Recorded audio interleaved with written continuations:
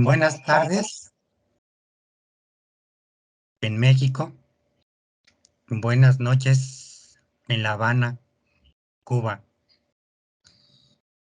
Aunque parece que todavía hay mucha luz, ya son las 7 de la noche en Cuba. Y este día tenemos la 7ª sesión del seminario del Orgullo al Moncada.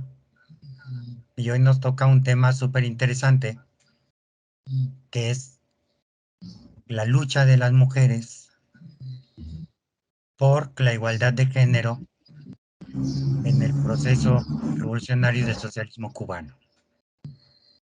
Nos acompaña el día de hoy la doctora Karima Oliva Bello.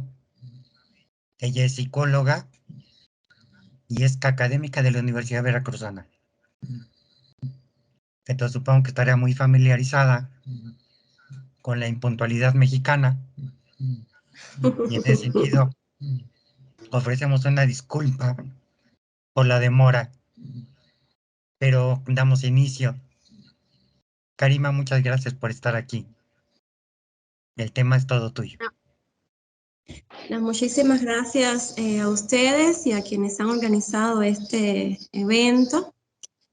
También, bueno, a la compañera Mariela, porque fue quien me hizo la invitación directamente a participar. ¿Tienen alguna prescripción con respecto al tiempo para más o menos saber cuánto me puedo extender? ¿Cómo moderar mi intervención? ¿Qué tiempo estimado puedo hablar? El tiempo que tú requieras, no hay restricción. Ah, bueno. Generalmente, Bueno, cuando ha participado Mariela, que han sido las intervenciones como más largas, su intervención ha sido de 1 hora, 1 hora 15 más o menos, y después nos dedicamos a una ronda de preguntas, intervenciones, comentarios, y ahí se prolonga un poco más. Pero tú maneja tu tiempo. Bueno, muchas gracias, Irina. Y entonces, bueno, me siento ya un poquito más relajada con relación al tiempo, aunque no creo que vaya a extenderme tanto, porque creo que puede ser interesante que tengamos un espacio de intercambio, ¿no? Y que puedan ustedes también preguntar. ¿Se me escucha bien? Porque estoy muy próxima a una calle, están pasando constantemente carros. ¿Me escuchan bien? Bueno. Perfectamente. Bueno, entonces aquí estoy. Como decía Irina, yo soy profesora en la Universidad Veracruzana, pero en estos momentos estoy en La Habana. Entonces les hablo desde una Habana muy calurosa, muy soleada, todavía aquí no llega la noche. Y bueno, este es un tema que pudiera tener varias entradas, ¿no? Pudiéramos comenzar a hablar del tema desde diferentes lugares, pero yo quiero hablar desde un lugar muy sensible, yo creo, de la realidad cubana contemporánea, porque parto de la premisa de que las luchas por la igualdad de género no pueden desconectarse de los contextos sociohistóricos, políticos, culturales que viven los pueblos, ¿no? Entonces, yo voy a comenzar no a hablar directamente de feminismo o de la lucha por la igualdad de género en Cuba, sino que voy a hablar de un contexto más amplio que está viviendo la sociedad cubana contemporánea, sobre todo porque como también resido en México, sé que hay mucha manipulación y mucha desinformación sobre lo que está pasando en Cuba por estas grandes televisoras. Estoy pensando en Televisa, en TV Azteca, ¿no? Entonces, por ejemplo, durante los acontecimientos del 11 de julio del año pasado,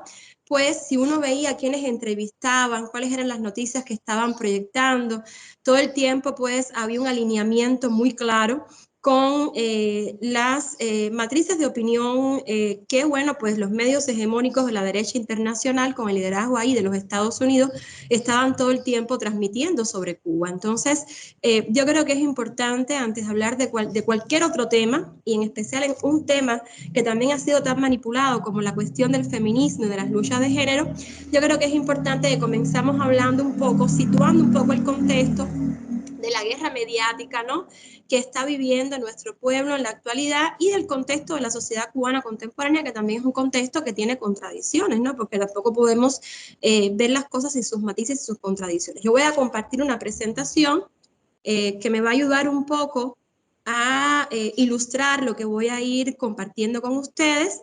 Primera vez que trabajo con el Teams, así que si, por favor, me disculpan si no sé hacer bien esto aquí ahora. No sé si estoy compartiendo ya pantalla. ¿Estoy compartiendo pantalla ya? ¿Sí? Compartiendo. Sí, lo está compartiendo. Bien, ¿se ve Cuba en contexto, continuidad y desafíos? Bueno, ahora se cerró la compartición que estabas en pantalla. Ah, pues no sé por qué, porque no he tocado nada acá. Espérate.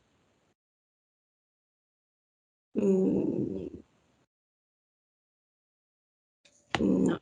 A ver. Compartir pantalla. Vamos a ver de nuevo si me sale ahora. ¿Se ve? Sí, ahí. ¿Sí? Sí. Bueno, esto es una presentación que presenté recientemente, incluso, no sé si estuvieron al tanto de que se celebró el Congreso Claxo allá en México. Bueno, a lo mejor estuvieron al tanto porque estuvo vinculado al concierto de Silvio allá en el Zócalo, donde también estuvimos, a lo mejor algunos de ustedes estuvieron. Y esta es una presentación junto a mi, bueno, que realicé a 4 manos con mi compañero, que es mexicano. Entonces, aquí yo quería comenzar a hablar un poco sobre el contexto que estamos viviendo en Cuba, que es un contexto global, en que, y eso fue una cosa que pude constatar en Claxo, donde estaba reunida de alguna manera parte de la izquierda académica de la región, ¿verdad? O al menos importantes grupos de la izquierda académica de la región, pues de alguna manera hay, de manera hegemónica, ¿verdad?, la guerra cultural de los centros de poder capitalista para imponer su relato, su forma de vida, su modelo de sociedad como lo único admisible. Yo creo que se ha caracterizado fundamentalmente por un relato, una narrativa, un discurso, o sea, una forma de representarse el mundo en el que se apuesta al fin de la historia, o sea, que los pueblos perdamos la memoria histórica, ¿verdad? Al fin de los grandes proyectos, o sea, esta cuestión de impulsar una revolución como un proyecto social, ¿verdad?, de todo un pueblo unido por una idea, por un ideal, son ya referentes que han sido muy bombardeados por este discurso de la posmodernidad, ¿verdad? El fin de la historia de Fukuyama, ¿verdad? El avisoramiento del fin de la historia, la pulverización también de la categoría clase, ¿verdad?, que se pulveriza mucho en las luchas de identidad y que esto también tiene que ver con el tema que vamos a estar tratando hoy. O sea, hablamos de género, hablamos de racismo, pero no queremos entrar a discutir sobre la cuestión de la clase social, porque la clase social nos pondría de cara a una discusión, una crítica sobre el sistema capitalista, ¿no? Y son temas que hoy en muchos contextos se evaden, ¿no? Y al mismo tiempo, bueno, pues las matrices de opinión que han sido sembradas para demonizar las iniciativas comunistas, ¿no? O sea, el fantasma del estalinismo recorre todas las experiencias comunistas cada vez que de alguna manera algún proceso asume posturas más radicales, ¿no?, en cuanto a sus principios, en cuanto a lo que está defendiendo, pues ahí va de estos discursos de la derecha, decir que ahí hay estalinismo, ¿verdad?, que Cuba es una dictadura, que de alguna manera pues el fracaso del socialismo en Europa del Este se adjudica y se equipara, se hace una equivalencia directa entre lo que es la revolución cubana y lo que fue la experiencia socialista, como si no estuviesen de por medio importantes diferencias culturales, idiosincráticas, sociohistóricas, ¿no? La inviabilidad del socialismo también por la crisis económica. O sea, en Cuba, bueno, pues sí se lograron reformas, se lograron mejoras sociales, pero aquello no triunfó económicamente, sin mencionar que la crisis económica del socialismo cubano es inducida por un bloqueo de más de 60 años. O sea, no se puede hablar de crisis económica en Cuba como un resultado de una mala gestión de gobierno o como una prueba, como una evidencia de un fracaso del sistema, porque en última instancia estamos hablando de una crisis que fue inducida, ¿no?, porque ha sido inducida por un bloqueo. Yo siempre digo, bueno, si el socialismo es un fracaso, ¿para qué nos bloquean, no? Deberían dejar que fracasara por su propia cuenta, ¿no? Para mí el bloqueo es una de las muestras más evidentes de que obviamente hay una posibilidad real, porque además son capitalistas, no invierten nada, o sea, no han invertido 60 años de medidas y demás, y sanciones y todo lo demás, si no avisoraran que es posible el triunfo del socialismo, ¿no? El socialismo se convierte en un ejemplo, imagínense, para el resto de los pueblos del mundo. Todas estas matrices de opinión, por decirlo de alguna manera, se han ido alimentando no solo en Cuba, en el mundo de manera general, y hoy, bueno, pues lo que tenemos es que Cuba también tiene que enfrentarse como una iniciativa socialista o de construcción del socialismo ante esa realidad, ¿no? De descalificaciones, de prejuicios, ¿no? Incluso entre a veces sectores que son también sectores de izquierda, ¿no? No es tradicionalmente. A veces encontramos estas dudas y estas reticencias sobre qué está pasando en Cuba, no únicamente en los sectores que históricamente han sido de derecha, que históricamente han criticado o han tenido una postura desafecta con respecto a la Revolución Cubana, sino que también, bueno, pues ha ganado también espacio esta descalificación entre algunos sectores de la izquierda, bueno, que se preguntan qué está pasando en Cuba y que lo que tienen a mano muchas veces son todas estas corrientes de desinformación y toda esta guerra cultural, ¿no? No sé si se sigue viendo la presentación o se dejó de ver. Se dejó de ver. Se dejó de ver. Ay, disculpen, es que realmente yo siempre he trabajado con Zoom, es primera vez que trabajo con el Teams, no sé si lo estoy haciendo adecuadamente. Voy a dejar de... Ahora dice cómo... Ay, qué pena. ¿No se ve? ¿No se está viendo? Sí, ya. ¿Ya se ve? Oh, Parece que tengo que tocarlo. ¿Ya? ahí. ¿Sí? Entonces yo traía a colación esta frase, que es una frase, la primera, bueno, pues es una frase de Fernando Martínez Heredia, no sé si conocen a Fernando, fue un intelectual cubano muy querido, muy socialista, muy radical también en su pensamiento, y él decía que lo primero es que Cuba socialista niega una exigencia básica de la ideología dominante en el mundo actual, que es necesario resignarse al dominio del capitalismo sobre la existencia cotidiana, la organización social y la vida de los países en el mundo. Y en ese sentido, o sea, yo creo que la discusión, más allá de izquierdas y derechas formales, el proyecto cubano se inscribe en el contexto actual de las resistencias anticapitalistas mundiales. Bien, por supuesto, con todas, estamos en un proceso de transición, o sea, se está implementando un conjunto de cambios de los que podemos hablar después si les interesa el tema. No estamos hablando de un socialismo redondo, ¿verdad? De que todas las contradicciones estén resueltas, ¿verdad? Pero bueno, hay una voluntad, y esto ha sido expresado en muchísimas ocasiones por nuestro presidente, de la continuidad del sistema, ¿no? Y de la continuidad del legado histórico de la revolución. Pero esto se enfrenta a un contexto que no es un contexto fácil. Muchas veces el mismo Silvio Rodríguez ha dicho, en Cuba no hemos sido lo que hemos querido ser, sino lo que hemos podido ser, o sea, lo que nos han dejado ser. Y tenemos el contexto de una guerra, que es una guerra además imperialista contra la alternativa cubana, una guerra económica. Y ahí está el bloqueo contra que vota anualmente la mayor parte de las Naciones Unidas, pero que sigue, ¿no? Y que es también una guerra ideológica y simbólica, o sea, es una guerra mediática ahora con las nuevas tecnologías y cada vez más cubanas y cubanos conectados a las redes sociales, ¿no? Y de eso también va un poco esta presentación.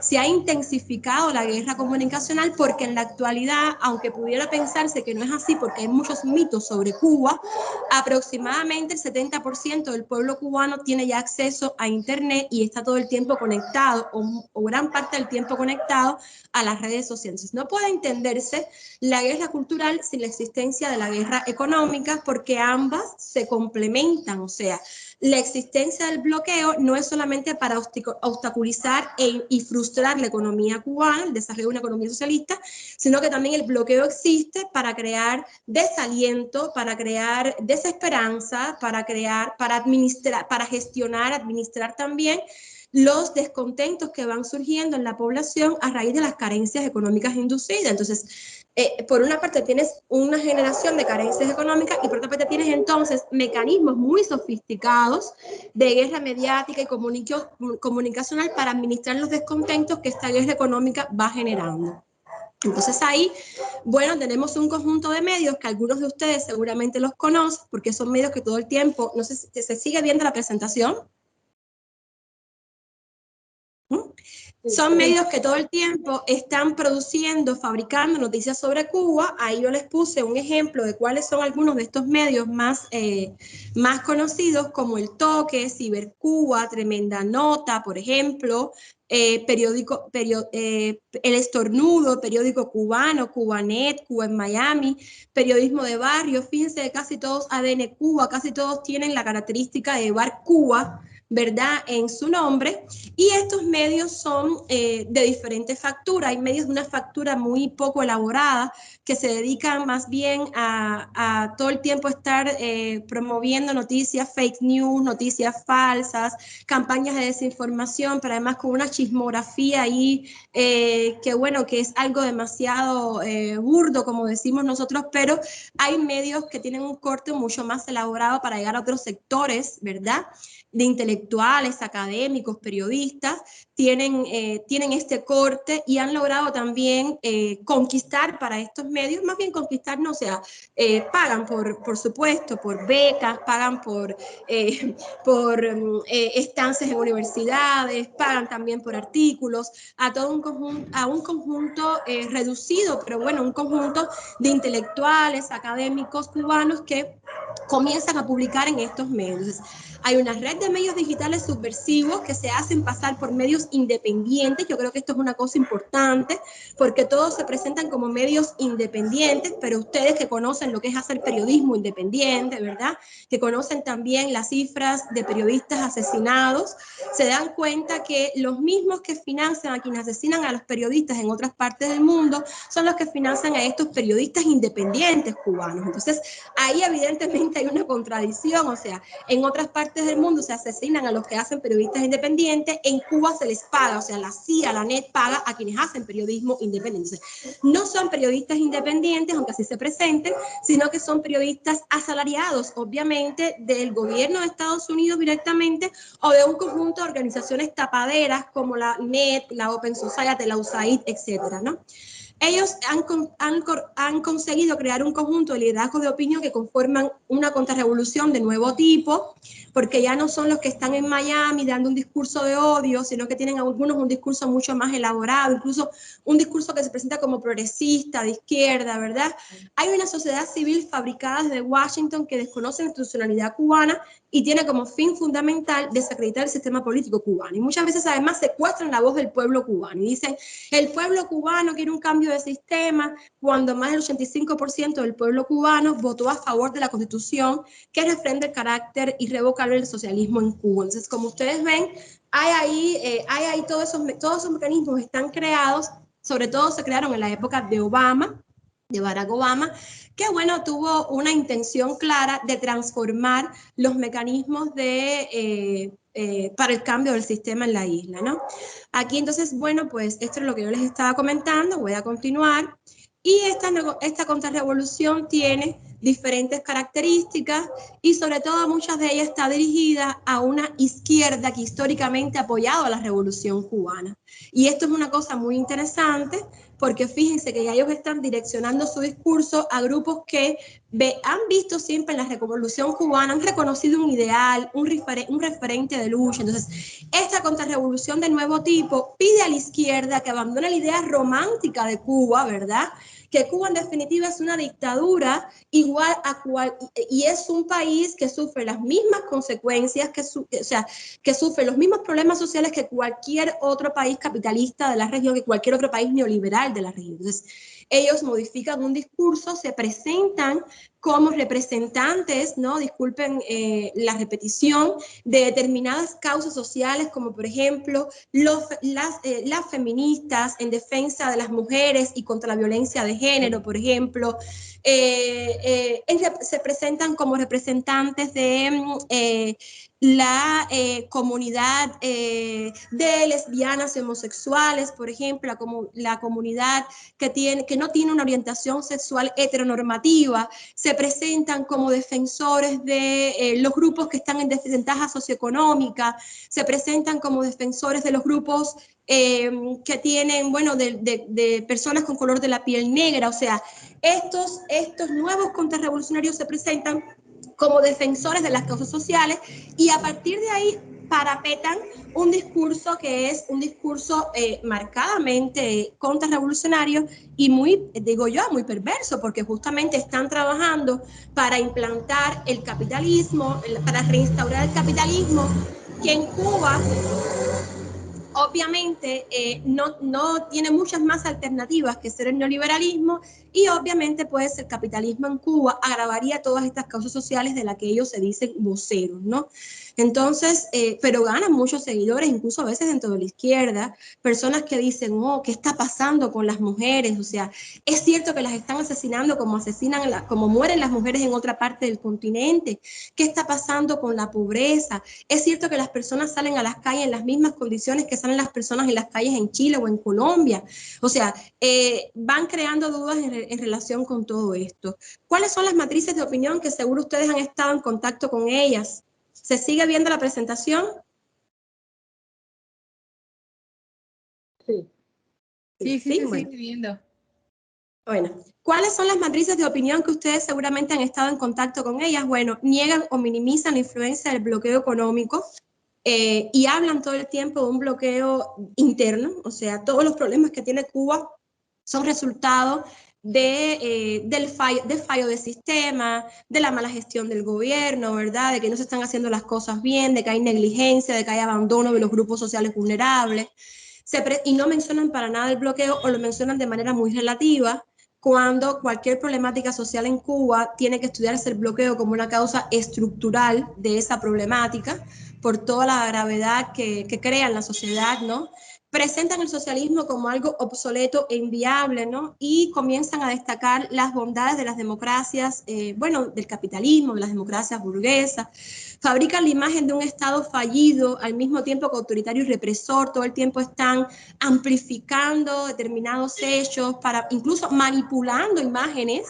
Toman imágenes de manifestaciones a favor de la revolución, las manipulan y las presentan como manifestaciones contra el sistema, contra el gobierno, ¿verdad?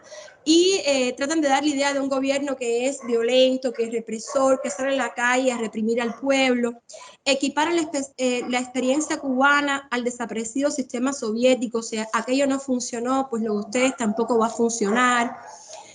Igualan las causas y la naturaleza de las problemáticas sociales presentes en Cuba con otras causas, bueno, de otros contextos.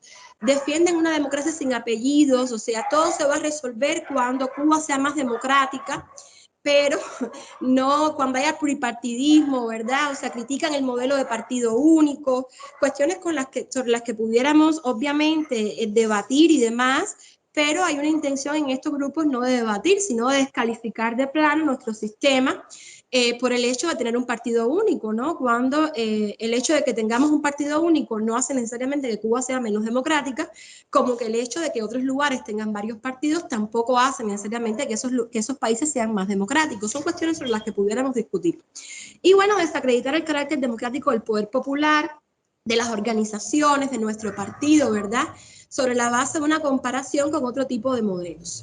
En este contexto, nosotros llegamos al 11 de julio del año pasado y fíjense que la matriz que se ha intentado todo el tiempo promover, puse esta foto de Gerardo que estuvo recientemente en México, como parte de los movimientos de intercambios y demás con los movimientos de solidaridad.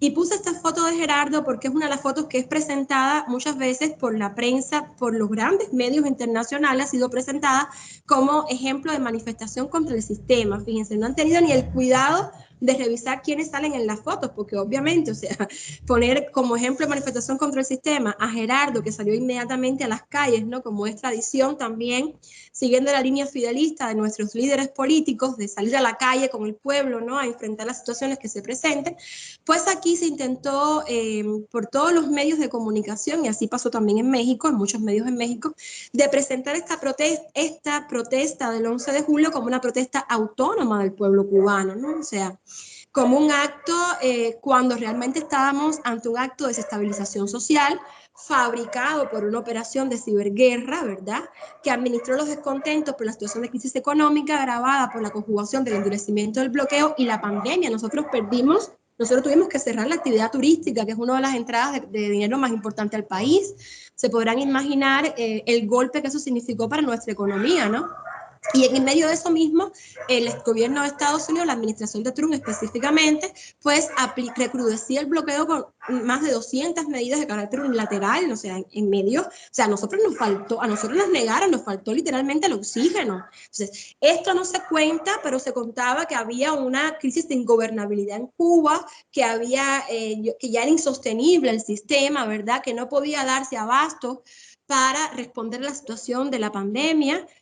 Cuando realmente la situación era otra, porque había una situación sí de crisis, eso no lo podemos negar, se dio una situación muy difícil en nuestros hospitales también, sobre todo en algunas provincias en específico, pero obviamente pues los resultados del manejo de la crisis, incluyendo las vacunas que tuvimos de producción propia, que nos hizo no depender de la industria farmacéutica internacional, que obró sin escrúpulos en muchos casos con relación a las vacunas, pues muestran eficiencia de la gestión del gobierno cubano y del sistema político en el manejo de la pandemia y en garantizar la vida de los cubanos. Entonces, al final, los organizadores no pudieron negar su vínculo, o sea, los organizadores del 11 de julio, pero también otras figuras como, por ejemplo, los que estuvieron convocando a una marcha fallida, eso sí, el 15 de noviembre del año pasado, pues no pueden negar su vínculo con agentes del gobierno estadounidense, ni estar recibiendo apoyo y asesoría de grupos de terroristas de Miami. Yo no pongo esto aquí porque no quiero darle visibilidad a ellos, pero eso está está totalmente documentado, las rutas del dinero, las fotos con quienes se reúnen de la embajada estadounidense, o sea, ellos mismos, hay videos de ellos mismos diciendo que sí, que ellos estaban recibiendo apoyo de todo quien se lo diera, y todo quien se lo diera pues eran también grupos terroristas de Miami con una trayectoria terrorista sabida, o sea, esa es de alguna manera, esos son quienes conforman, ¿no?, de alguna manera esta contrarrevolución en Cuba, que no es autónoma, ¿no? Si tiene un financiamiento y un apoyo de los Estados Unidos, responde a una agenda intervencionista. Entonces, aquí tenemos un tuit de nuestro presidente de esa fecha, y él decía, ¿no?, algún día estaremos discutiendo ante el mundo que los que se plegaron en este momento a esas campañas lo hicieron apoyando el terrorismo, ¿no? O sea, nuestra acción en las calles es contra los que promueven desórdenes con una agenda intervencionista, manipulando los sentimientos del pueblo por las carencias y los rebrotes de COVID. O sea, aquí de alguna manera el tuit del presidente está más o menos haciendo referencia a todas estas cuestiones que hemos estado viendo, ¿no? Entonces, ustedes preguntarán cómo es posible que en medio de tantas carencias, después de 60 años de revolución, con un bloqueo que no sabemos cuándo va a parar y demás, y con tantos millones de dólares y tanto empeño en destruir la revolución cubana, pues la contrarrevolución no lo consiga y no logran sacar al pueblo a las calles. El pueblo sale a las calles el 1 de mayo en apoyo a la revolución, sale a las calles el 27 de noviembre, en reafirmación también a un llamado del gobierno cubano. Entonces, yo creo, y esto es una visión muy personal que se les comparto, puedo estar equivocada, pero bueno, es mi valoración del asunto, que hay dos cuestiones que la contrarrevolución cubana deslegitiman a la contrarrevolución cubana. Y en primer lugar es el profundo carácter, en primer lugar es su carácter anexionista, o sea, ellos no ha habido nunca un proyecto de contrarrevolución que sea desligado, que sea verdaderamente autónomo, que sea desligado, ¿no?, de de la agenda intervencionista de Estados Unidos, al final todos van a parar allá, todos se reúnen allá. Los super revolucionarios que estaban convocando el 15 de noviembre, hoy están en España, sentados con lo más rancio de la derecha internacional. Entonces, ellos no pueden realmente mostrar una agenda propia, autóctona. Y bueno, el pueblo de Cuba, después de tantos años de lucha, que además la revolución, conocemos, es más conocida la revolución que triunfa en el 59, pero como mismo ha dicho Fidel en muchas ocasiones, o dijo Fidel en muchas ocasiones, disculpen, la revolución en Cuba empieza en 1968. O sea, la lucha por la libertad empieza con Carlos Manuel de Céspedes, ¿verdad?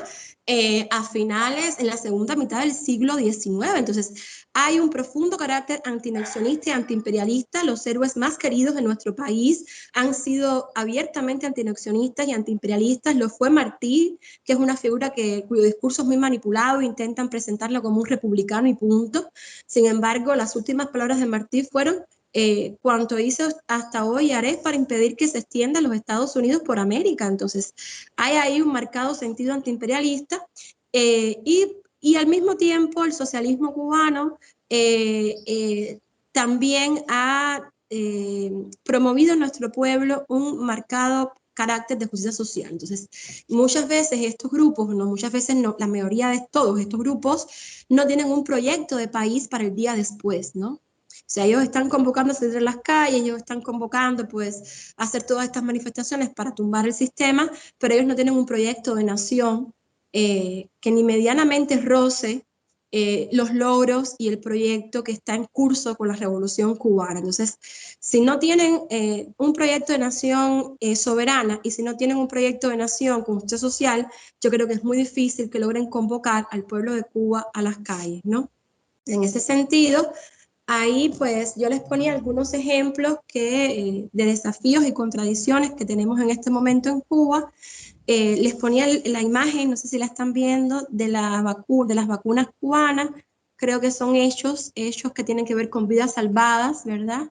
No es como decimos en Cuba, un teque, una muela, decimos nosotros en Cuba, ahora no recuerdo cómo lo llaman ustedes allí en México, pero bueno, no es que estemos hablando el bla, bla, bla, ¿no? Sino que hay hechos concretos, cosas que se hacen, que se logra, que logra el sistema, ¿verdad? Para dignificar la vida de las cubanas y los cubanos en medio de una situación de crisis muy difícil, muy difícil. Entonces, a partir de ahí, bueno, hay un proceso de actualización del modelo económico. Si quieren hablar de eso, después podemos hablar hasta donde yo alcanzo a percibir. Y bueno, hay también la necesidad, por supuesto, de atender a todos los grupos sociales que están vulnerabilizados, ¿no? Yo creo que en los últimos tiempos se ha visto con una mayor presencia de nuestros líderes políticos en las bases. Hay un llamado también de nuestro partido a ir a las bases, a las comunidades, a los pueblos, ¿no? Entonces, en ese sentido, pues ahí hay un proceso de actualización del modelo que trae cambios, que trae transformaciones, que puede estar marcando en algún sentido algunas pautas de desigualdad social, y al mismo tiempo hay una intención, una voluntad del gobierno y de las organizaciones, bueno, de trabajar en las bases para de alguna manera tratar estas pautas de desigualdad. Hay un programa nacional para adelanto de las mujeres, hay un programa nacional contra el racismo en Cuba, todos estos programas, hay una estrategia nacional contra la violencia de género, o sea, todos estos programas se han aprobado en los últimos tiempos, ¿no? En medio de la crisis que estamos describiendo, por lo cual ahí hay elementos que están ahí en juego, ¿no? También se profundiza el debate sobre la democracia en Cuba porque las redes sociales han dinamizado mucho el debate político en la isla. Se podrán imaginar todo el mundo conectado, cómo se viralizan los mensajes, las campañas en un sentido o en otro. Yo creo que ha habido una respuesta muy importante del país, de los revolucionarios cubanos ante lo que está pasando en las redes. O sea, al principio yo recuerdo que hace 2 años estábamos como que eran algunas voces muy aisladas, ¿verdad? Cuando yo empezaba a escribir en redes sociales y demás, éramos 2 o 3 que andábamos y de buenas a primeras, bueno, pues cuando comenzó a haber un diagnóstico de lo que estaba pasando, ya hay un conjunto de actores políticos, grupos, colectivos, nuevos incluso, vinculados a las organizaciones, unos más, otros menos, que se han sumado a la batalla contra las campañas de desinformación y las matrices de opinión en las redes sociales, que ya se crean hashtags, ¿verdad? Que ya se trazan nuestras líneas de mensaje, Cuba vive y salva, ¿verdad? Cuba por la paz, o sea, sea, hay todo un conjunto, hay una estrategia comunicacional que ya es un poco más nítida, ¿verdad? Que todavía le falta mucho, desde mi punto de vista, es una valoración personal, pero que ya se va estructurando de una forma más propositiva, ¿no? No tanto reactiva, propositiva también, y creo que esto es muy interesante, pero al mismo tiempo también estos nuevos colectivos traen temas que tensan un poquito también el funcionamiento histórico de las organizaciones, ¿verdad? Traen cuestiones a discutir, a debatir, y es muy interesante y está muy vivo el debate político en la Cuba actual. Yo que he vivido en otros contextos, yo creo que es un debate que está, o sea, que es mucho más abierto incluso que lo que, contradictoriamente lo que uno pudiera pensar a lo que a veces encontramos en otros contextos, aunque también es muy interesante todo el debate. Yo siempre estoy al tanto del debate también en la sociedad mexicana, tienen ustedes excelentes periodistas y por ahí, bueno, pues hay todo un conjunto de cuestiones, ¿no? También, bueno, pues aquí yo ponía cómo utilizar los medios de comunicación, aparecen posturas de pensamiento crítico revolucionario, que comienzan a denunciar, bueno, pues todo un conjunto de cuestiones que tienen que ver con la manipulación mediática, que abordan también lo que está pasando desde el punto de vista comunicacional en Cuba, político, ¿verdad? Y yo creo que una de las cuestiones más importantes desde esta perspectiva es cómo nosotros entramos a la guerra mediática y nos apropiamos de esas herramientas que además no son nuestras, ¿verdad?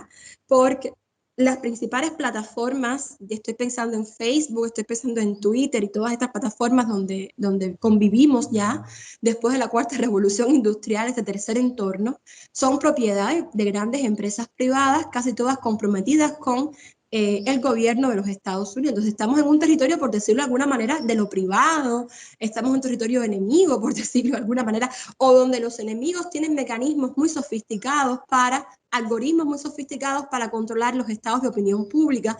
Y yo creo que uno de los desafíos más importantes es poder apropiarnos de esto sin mimetizar los cánones de la publicidad de otros contextos, que es una publicidad que tiende a construir subjetividades muy alineadas con el consumo, con el mercado, ¿verdad? Y a no desarrollar un pensamiento crítico. Yo creo que el reto de la revolución en estos momentos justamente, como una vez avisoró Fidel, ¿verdad? Que estas herramientas pues las manejaríamos a perfección.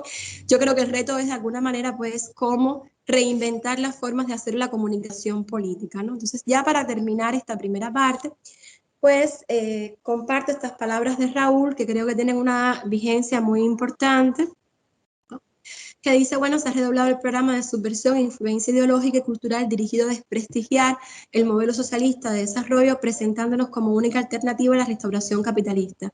La mentira, la manipulación y la propagación de noticias falsas ya no conocen límite alguno. Mediante ellas se divulga a los cuatro vientos la imagen virtual de Cuba como una sociedad moribunda y sin futuro, al punto de colapsar y dar paso al tan anhelado estallido social. Sin embargo, la realidad es otra. Estamos firmemente convencidos de que las calles, los parques y las plazas son y serán de los revolucionarios y que jamás negaremos a nuestro heroico pueblo el derecho a defender su revolución. Y ponía esa foto, esas sonrisas de los niños porque les podrá parecer una cosa cursi, pero para mí tiene todo sentido, ¿no? En el sentido de que la seguridad que viven los niños cubanos, a pesar de una crisis económica inducida tan severa en algunos sentidos, pues yo creo que justifica de sobra, aunque no es solo eso, ¿no? Hay muchos otros motivos, pero justifica de sobra, bueno, pues la resistencia del pueblo cubano y también explica por qué a pesar de las situaciones tan difíciles, pues el pueblo cubano no sale a las calles, ¿no? A tumbar el sistema y se mantiene apoyando la revolución en medio de las críticas, porque Cuba, el pueblo cubano es crítico, ¿verdad? Vive con intensidad las contradicciones, pero bueno, pues sostiene esa postura de apoyo a la revolución y bueno, a su legado histórico. Este es el contexto de la guerra cultural que estamos viviendo, de la guerra mediática, y en ese contexto entonces, pues se inscribe el análisis que yo quiero compartirles a ustedes de la problemática de género en Cuba, y especialmente quiero hacerlo también compartiéndoles o socializando un libro recientemente publicado, voy a compartir acá, por la editorial Ocean Sur. No sé si lo pueden ver aquí. ¿Se ve? ¿Sí? Bueno, pues este es un libro, se llama Mujeres en Revolución, coordenadas para el feminismo cubano socialista, y es un libro que les comparto porque está en redes, o sea, lo pueden descargar gratuitamente de la página de la editorial. Pueden poner Ocean Sur, es esta editorial Ocean Sur, el título del libro, asimismo lo pueden googlear, y les va a salir el acceso al link en el que pueden descargar el libro, ¿no? Y yo creo que la intención del libro tiene mucho que ver con todo esto que que he estado compartiéndoles. No sé si ya están muy cansados de escucharme hablar, me dicen más o menos. Si ya están muy cansados, yo lo acorto. ¿Cómo vamos? ¿Vamos bien? ¿Están cansados ya? Vamos bien.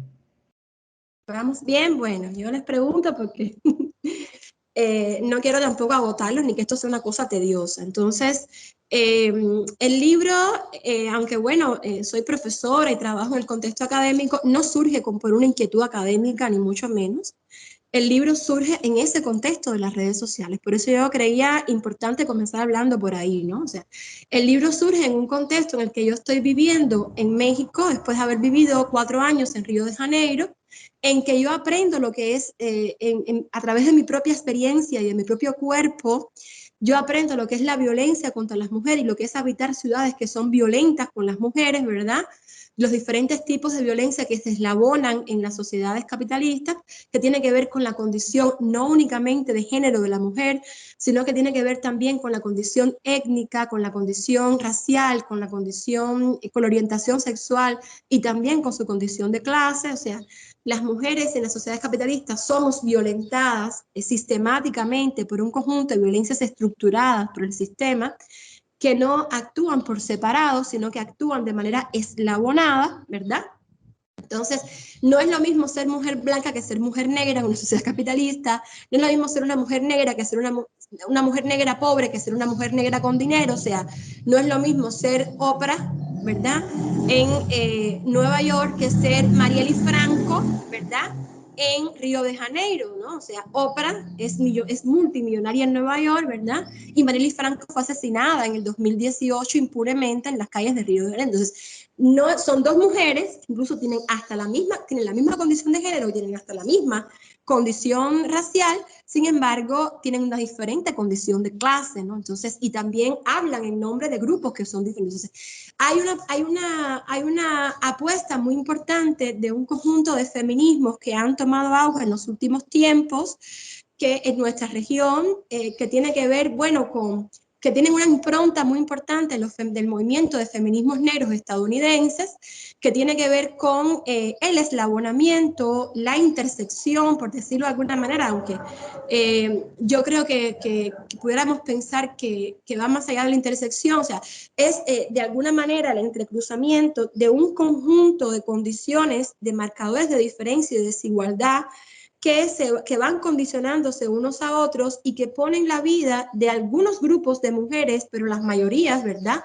Las sociedades divididas en clases, de grandes grupos de mujeres, aunque a veces se hable erradamente de minorías, de grandes grupos de mujeres en una condición muy vulnerable que concluye como punto máximo de esa vulnerabilidad con los feminicidios, las cifras asombrosas de feminicidios que nosotros encontramos en nuestra región. Bien, entonces, a partir de ahí, pues, a mí en medio de esta guerra mediática contra Cuba, uno de los discursos, seguramente Mariela les habrá hablado algo de eso, que más se ha enarbolado, ¿verdad?, contra la revolución cubana ha sido el discurso feminista, pero un tipo específico de feminismo que son los feminismos liberales, son los feminismos soristas. O sea, ustedes saben que la Open Society de George Soros invierte mucho dinero en formar líderes feministas para nuestra región, y estas líderes feministas, como expresa Claudia Corol en una entrevista que está en el libro, ¿verdad? Porque el libro es una antología que reúne las voces de muchas mujeres, y me alegra que esté en este libro dos autoras mexicanas, una es Silvia Marcos, otra es Marcela Lagarde, más, bueno, también referencia a la obra de Gloria Muñoz, en esa obra de Gloria que hace todo un sondeo, ¿no? Todo un viaje por los movimientos, las mujeres dentro de los movimientos indígenas y demás, bueno, pues hay ahí también una referencia a un conjunto de feminismos, pero también es muy diverso. O sea, también está la obra, por ejemplo, de las dominicanas, que hablan de los feminismos decoloniales. Está, el libro reúne artículos académicos, pero también experiencias de vida. Por ejemplo, recoge la experiencia de vida de Marielle Franco, de quien les hablaba hace poco tiempo. Recoge la experiencia de vida de Berta Cáceres, que también fue asesinada por defender el derecho de los pueblos, del pueblo hondureño a la tierra, ¿verdad? Expropiada por las corporaciones. Entonces, hay todo un conjunto de voces muy fuertes, de mujeres muy poderosas, que se unen en este libro desde diferentes lugares, de diferentes perspectivas, para presentarnos un feminismo que es un feminismo desde abajo y a la izquierda, que es un feminismo anticolonialista, que es un feminismo anticapitalista, que es un feminismo popular, ¿verdad? Y que es un feminismo marxista, porque yo traigo hasta la voz de Clara Zetkin, ¿no? De esta feminista marxista, que es un referente importante de los feminismos marxistas a nivel internacional. Y bueno, pues también ahí están las voces de feministas de la Via Yala, como el caso de Claudia Corol, también de mujeres cubanas, como es el caso de Yamila González, que fue recientemente electa, ¿verdad?, para representar a Cuba y los programas para el adelanto de la mujer, la contra la violencia de género y demás en organismos de las Naciones Unidas.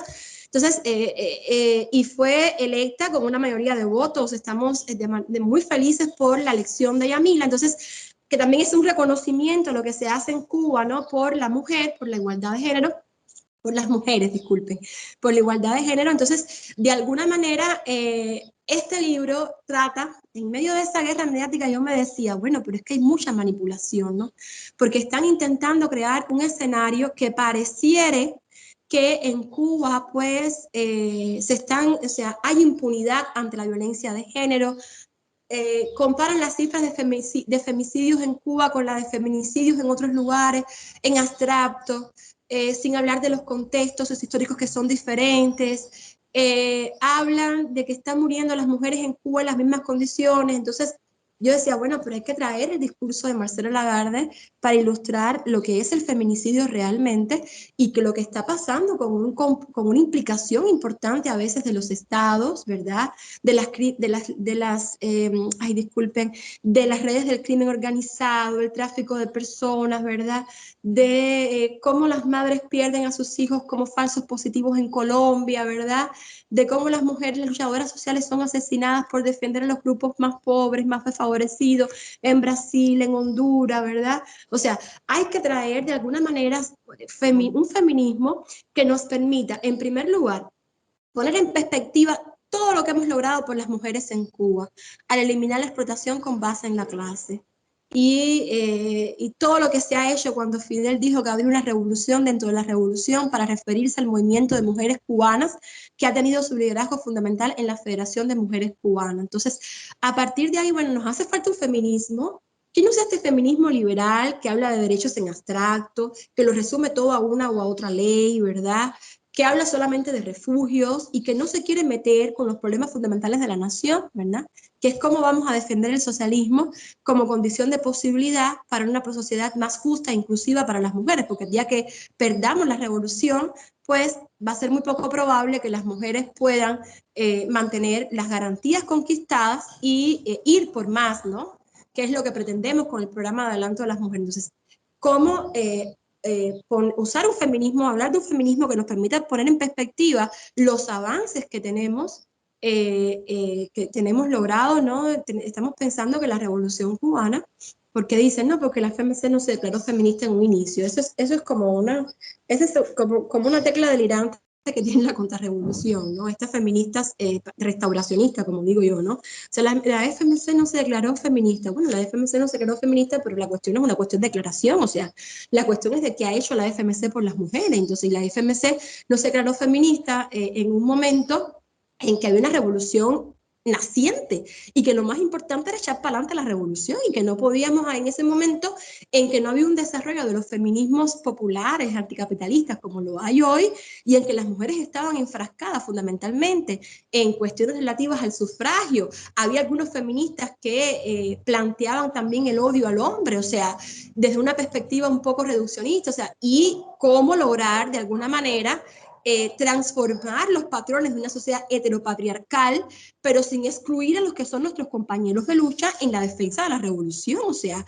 esto no puede ser un movimiento contra los hombres, dividir hombres y mujeres, esto no puede ser un movimiento al margen de la defensa de la revolución. Entonces, nada que pudiera de alguna manera poner en peligro obviamente la defensa, la construcción de la revolución que estaban haciendo, que no es el momento que estamos viviendo ahora, pero eso no quiere decir que no se hizo muchísimo, porque se alfabetizó, porque las mujeres por primera vez comenzaron a estudiar, porque las mujeres negras por primera vez, o sea, tuvieron derecho al estudio, porque no tenían que pagar la universidad. Mi abuela a mí siempre me dice, uno de los días más tristes en mi vida, mi abuela que es muy comunista, me dice, uno de los momentos más tristes en mi vida, que yo recuerdo en mi vida, fue cuando yo fui toda ilusionada a la universidad, porque quería estudiar medicina, y me dicen, pues esto cuesta 40 pesos, antes del 59. Imagínense, ella me dice, yo lo que tenía en el bolsillo era 40 centavos, o sea, ¿cómo iba a ser yo médico? O sea, ¿cómo iba yo a pagarme una carrera?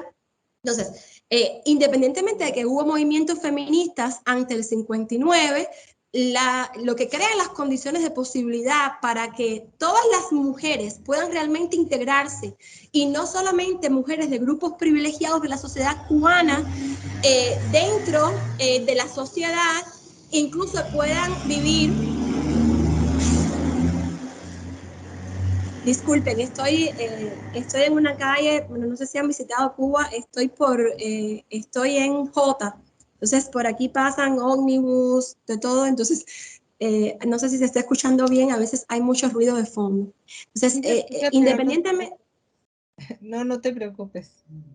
Ah, bueno, o sea, independientemente de que antes del 59, les decía, había todo un conjunto, por decirlo de alguna manera, de movimientos feministas. No vamos tampoco a decir que a partir del 59 fue que comienzan las preocupaciones de las mujeres en Cuba, no organizarse, no, o sea, había organización, ¿verdad?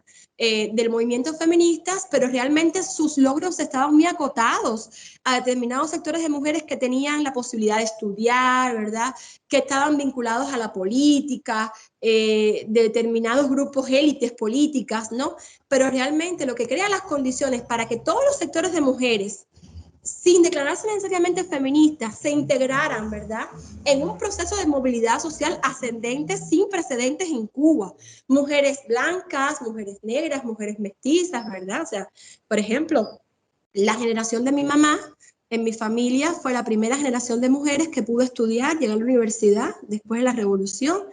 Yo soy la primera generación de mi familia que hace un doctorado, ¿no? O sea, y mi familia tiene origen humilde. Entonces, de alguna manera hubo un proceso de movilidad social ascendente que por toda la condición del bloqueo, obviamente, eso no significa que a lo mejor tengamos los doctores en Cuba, los académicos doctores en Cuba, tengamos acceso a los mismos recursos económicos, ¿verdad?, que tienen los académicos de otras partes del mundo, pero igual yo he conocido académicos en muchas partes del mundo que ni pueden trabajar en las universidades, ¿no?, porque se tan precarizado el mundo del empleo, que la posibilidad, por ejemplo, que tuvimos muchos académicos en Cuba que nos graduábamos y recién graduados comenzamos a trabajar como profesores de la universidad con una plaza fija a tiempo completo, ¿verdad?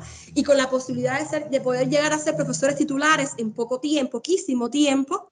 Eso es una cosa casi que excepcional hoy en el sur de la Revolución Cubana. Entonces, hay todo un conjunto de factores que transformaron la vida de la mujer hacia mayor integración, hacia mayor emancipación.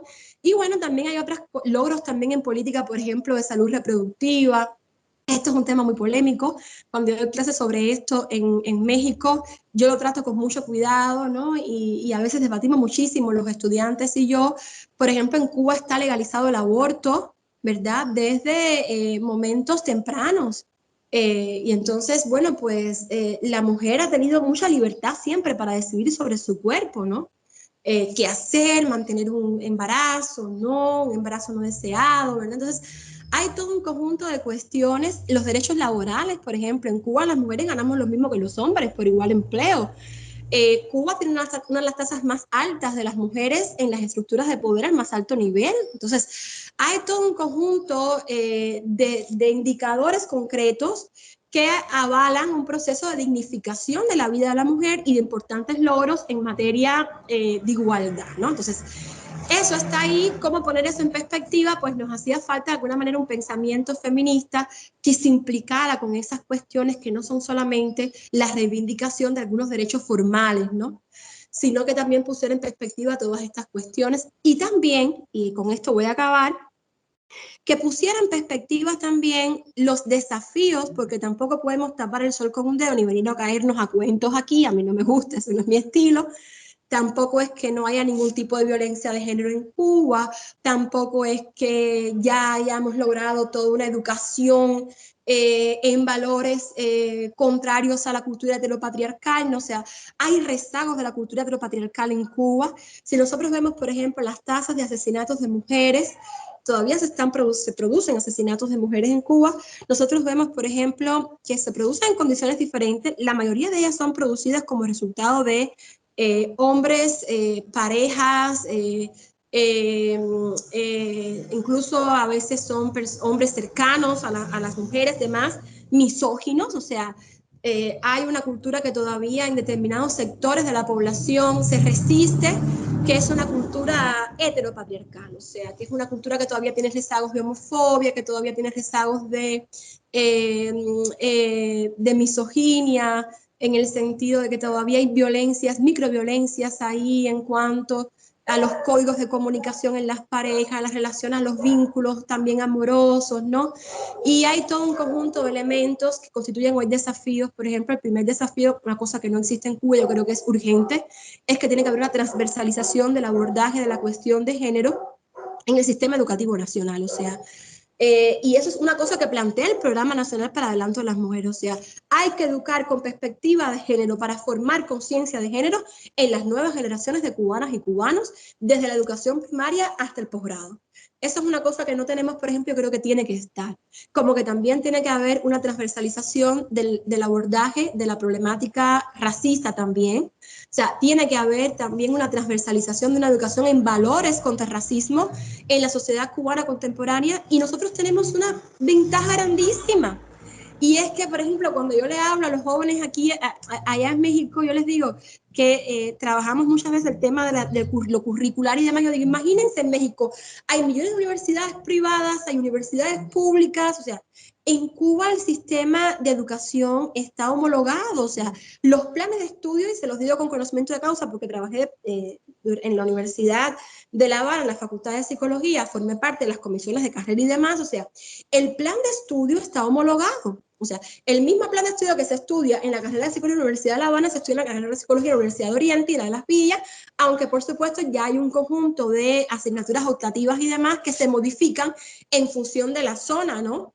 Porque los territorios tienen características específicas, pero de manera general nosotros pudiéramos, con una voluntad política, y yo creo que esa voluntad política existe porque se vio plasmada en el Programa Nacional, nosotros podemos hacer una transformación para transversalizar la cuestión de género y la cuestión de las diferencias con base en el color de la piel, y educar en valores contra la sociedad heteropatriarcal, por ejemplo, y educar en valores contra el racismo. Eso es una cosa que podemos hacer, por ejemplo. Y asimismo, pues hay muchísimas cuestiones que podemos seguir trabajando, sobre todo en el plano cultural. Yo creo que es muy importante en Cuba en estos momentos poner en perspectivas de esas cuestiones que puedan radicalizar, como me gusta llamar, radicalizar la revolución hacia una sociedad mucho más equitativa, mucho más inclusiva, mucho más justa para todos los grupos que por cualquier razón, condición de género, condición de color de la piel, condición de orientación sexual, por cualquier condición, pues han sido, no en Cuba, han sido históricamente y globalmente, pues grupos vulnerabilizados, ¿no? Entonces yo creo que hay una voluntad política de eso y en ese sentido vamos, ¿no? Yo quería dejarlo hasta aquí. Ya si quieren preguntar cosas más específicas sobre el programa de adelanto de las mujeres, sobre qué está pasando con relación a todas estas cuestiones, se acaba de aprobar, bueno, está trabajándose un nuevo código de las familias. Es un código desde mi punto de vista muy revolucionario en todos los órdenes. Es un código que transforma también la concepción, o sea, que trata de acercar más la normativa cubana, la legislación cubana, a lo que son las familias cubanas hoy, que son familias diversas, que ya no son solo mamá, papá y nené, esa familia hollywoodense, ¿verdad? Ya de los suburbios norteamericanos, o sea, ya las familias cubanas son familias que se parecen más a una sociedad que es heterogénea, que es diversa, que está cambiando, ¿verdad? Ya tenemos mamá, mamá y nené, papá, papá y nené, ¿verdad? Tenemos mamás, mamás solas, tenemos familias reensambladas, o sea, entonces hay todo un conjunto, una diversidad, y por supuesto que esa diversidad, que no es más que diversas experiencias de vida, diversas subjetividades, modos de subjetivación, se van configurando dentro de una sociedad que intentan presentar como una dictadura, pero que yo creo que es una sociedad muy abierta al cambio, muy abierta a la diversidad en estos momentos que estamos viviendo. Entonces, yo quería dejarlo hasta aquí y bueno, no sé si me extendí mucho, discúlpenme, invitarlos si quieren hacerme alguna pregunta o un intercambio. Déjenme un momento encender un segundo la luz porque ya se ha ido oscureciendo aquí y no sé si me ven bien o no sé. Sí. Muchas gracias, Karima. Tenemos desde hace rato la mano de Jorge levantada. Jorge, por favor. Disculpen un momento, compañeros. Yo me veo porque ahora mismo me sale como que tengo la cámara apagada. No sé dónde está. Yo no la veo, Karina. Bueno, Sí, yo no está sé cómo. apagada. Sí, sí, que está Y bueno, apagada. ahora estoy intentando encenderla y no se me Debes enciende. dejar de compartir tu pantalla, Karima. Ah, ¿y sigo compartiendo pantalla? Sí. Sí, Ay, Dios, disculpen, de verdad que. ya, Ya está. ¿Ya? ya. Ay, y ahora se ve el mantel. Muy bonito mantel. Sí, es el mantel aquí, un mantel de una mesita que tenemos acá. Pero no me veo yo, no sé ahora cómo hacer para verme yo. No te preocupes. Ah, ya, a ver. ¿Ya? No, No, Sí, no, todavía. Ah, ¿ya? Ah, ahí, ya, ya. ya. Bueno, si me permiten, déjenme encender un segundo en lo que, y enseguida, un minuto, estoy con ustedes.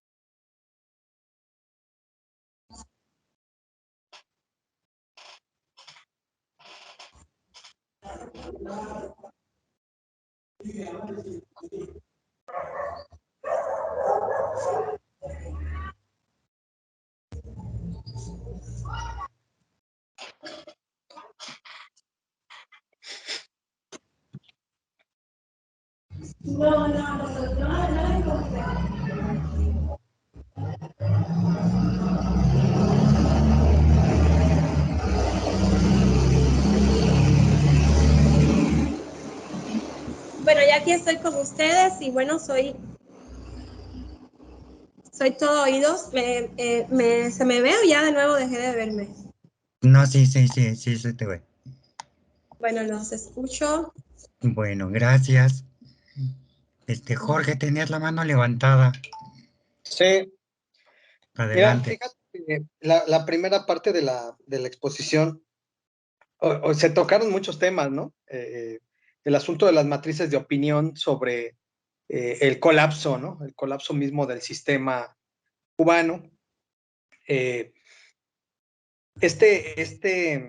Esta falta de proyecto de esta supuesta oposición o los opositores, el patrocinio estadounidense de las protestas, la matriz esta de opinión de que hay poco apoyo popular en Cuba hacia el proceso,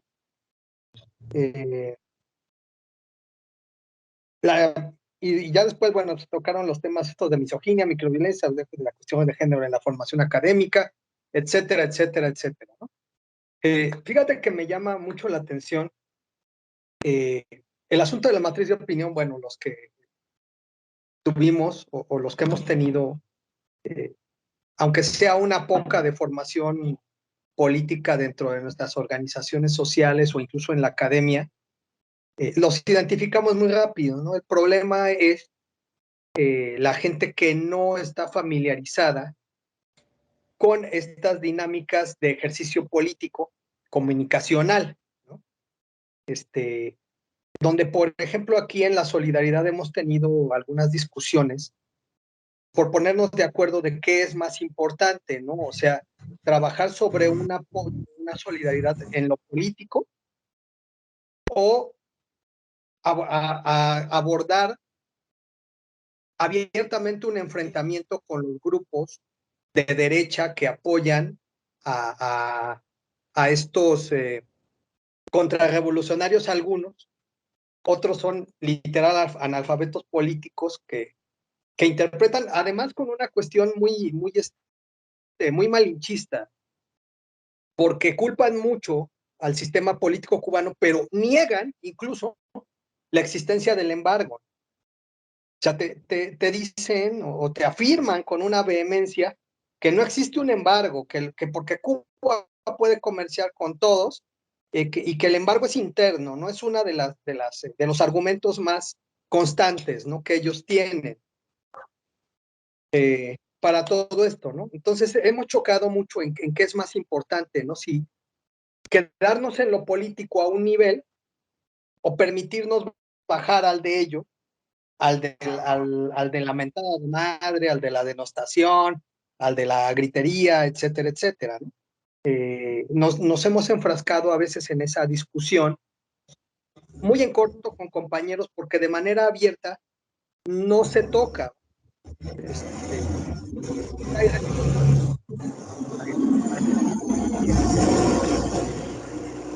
Analizar qué tan válido, qué tan útil es ese tipo de apoyo de irse al enfrentamiento verbal, a la mentada, a la descalificación, a la denostación, en vez de quedarnos y elevar el nivel del apoyo a lo político y no movernos de ahí, ¿no? Con los datos duros, con las cifras, con estas informaciones que mira, gran parte de lo que expusiste lo habíamos escuchado a pedazos en otras tú ya lo hiciste más en conjunto y lo abarcaste completo, ¿no? Pero habíamos escuchado pedacitos en otras intervenciones, ¿no? Por ejemplo, a mí me ha sorprendido mucho, ¿no? Esto que mencionan de que hay planes contra la violencia de género, planes contra el racismo, que sí existe. Digo, a mí me tocó escuchar a gente de Playa o de Miramar hablar pestes de la gente que vive en Centro Habana o en La Habana Vieja, porque la mayoría eran negros. Me tocó a mí escucharlo, ¿no? Y tú decías, bueno, pues es que son pueblo, ¿no? Son raza. No, es que allá no voy porque hay miles de negros, ¿no? Y yo decía, ¿qué tiene de malo, no? Tal vez porque aquí también existe, aquí se habla mucho sobre los white Mexicans, ¿no? Estos que ven al nativo, al del pueblo originario, pues hacia abajo, ¿no? Y lo denostan porque pues, no viste como ellos, porque no huele bien, porque lo que quieras y mandes, ¿no? Porque es moreno. Entonces, ¿cómo están o qué es más válido? ¿Qué es más eso? El apoyo político y que cada vez sea de mejor nivel, con mejor información sobre los problemas que está enfrentando Cuba y cómo los está enfrentando, o irnos al enfrentamiento frontal, a las mentadas, a los gritos, a la denostación. O sea, ¿qué es más útil? En mi caso, yo siempre he pensado que siempre no se debe uno de bajar al nivel, porque si nos bajamos al nivel de ellos, al de la mentada de madre, al del insulto fácil, pues es ahí donde ellos se desenvuelven, es donde ellos saben cómo, y ahí ellos ganan. En cambio, si nos quedamos en el nivel con la información y sin meternos en esa dinámica, me parece que es más válida y más útil, ¿no? Ese tipo de solidaridad en lo político, vamos.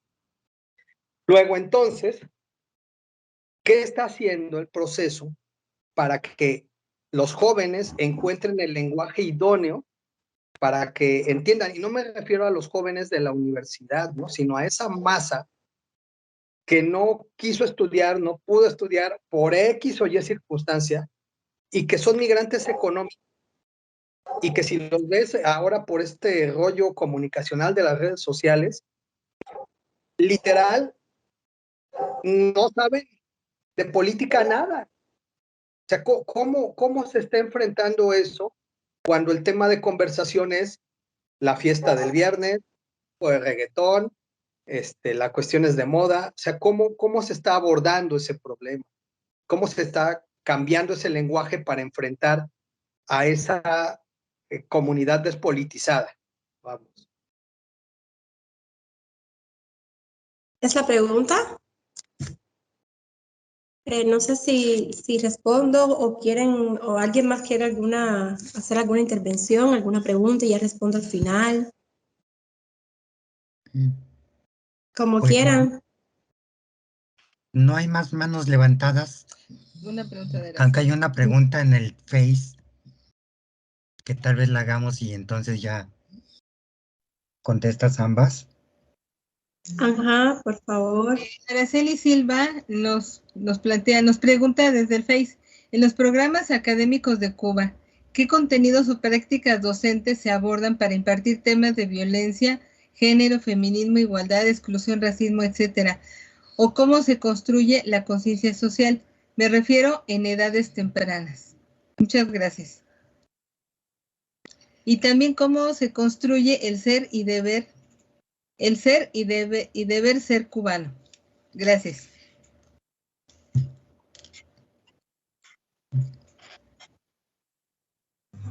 ¿Ya puedo comentar? Por favor, sí, claro. Bueno, Jorge, ¿no? El que había participado. Bueno, ante todo, muchas gracias, Jorge, por... yo siempre digo que, y no lo digo por formalidad, no me gusta mucho la formalidad. Siento un profundo agradecimiento por todos quienes se acercan, ¿no? A conocer, a apoyar Cuba, ¿no? En momentos tan difíciles que, bueno, realmente Cuba, desde que triunfó la revolución, antes del triunfo de la revolución era muy difícil la vida en Cuba para los más.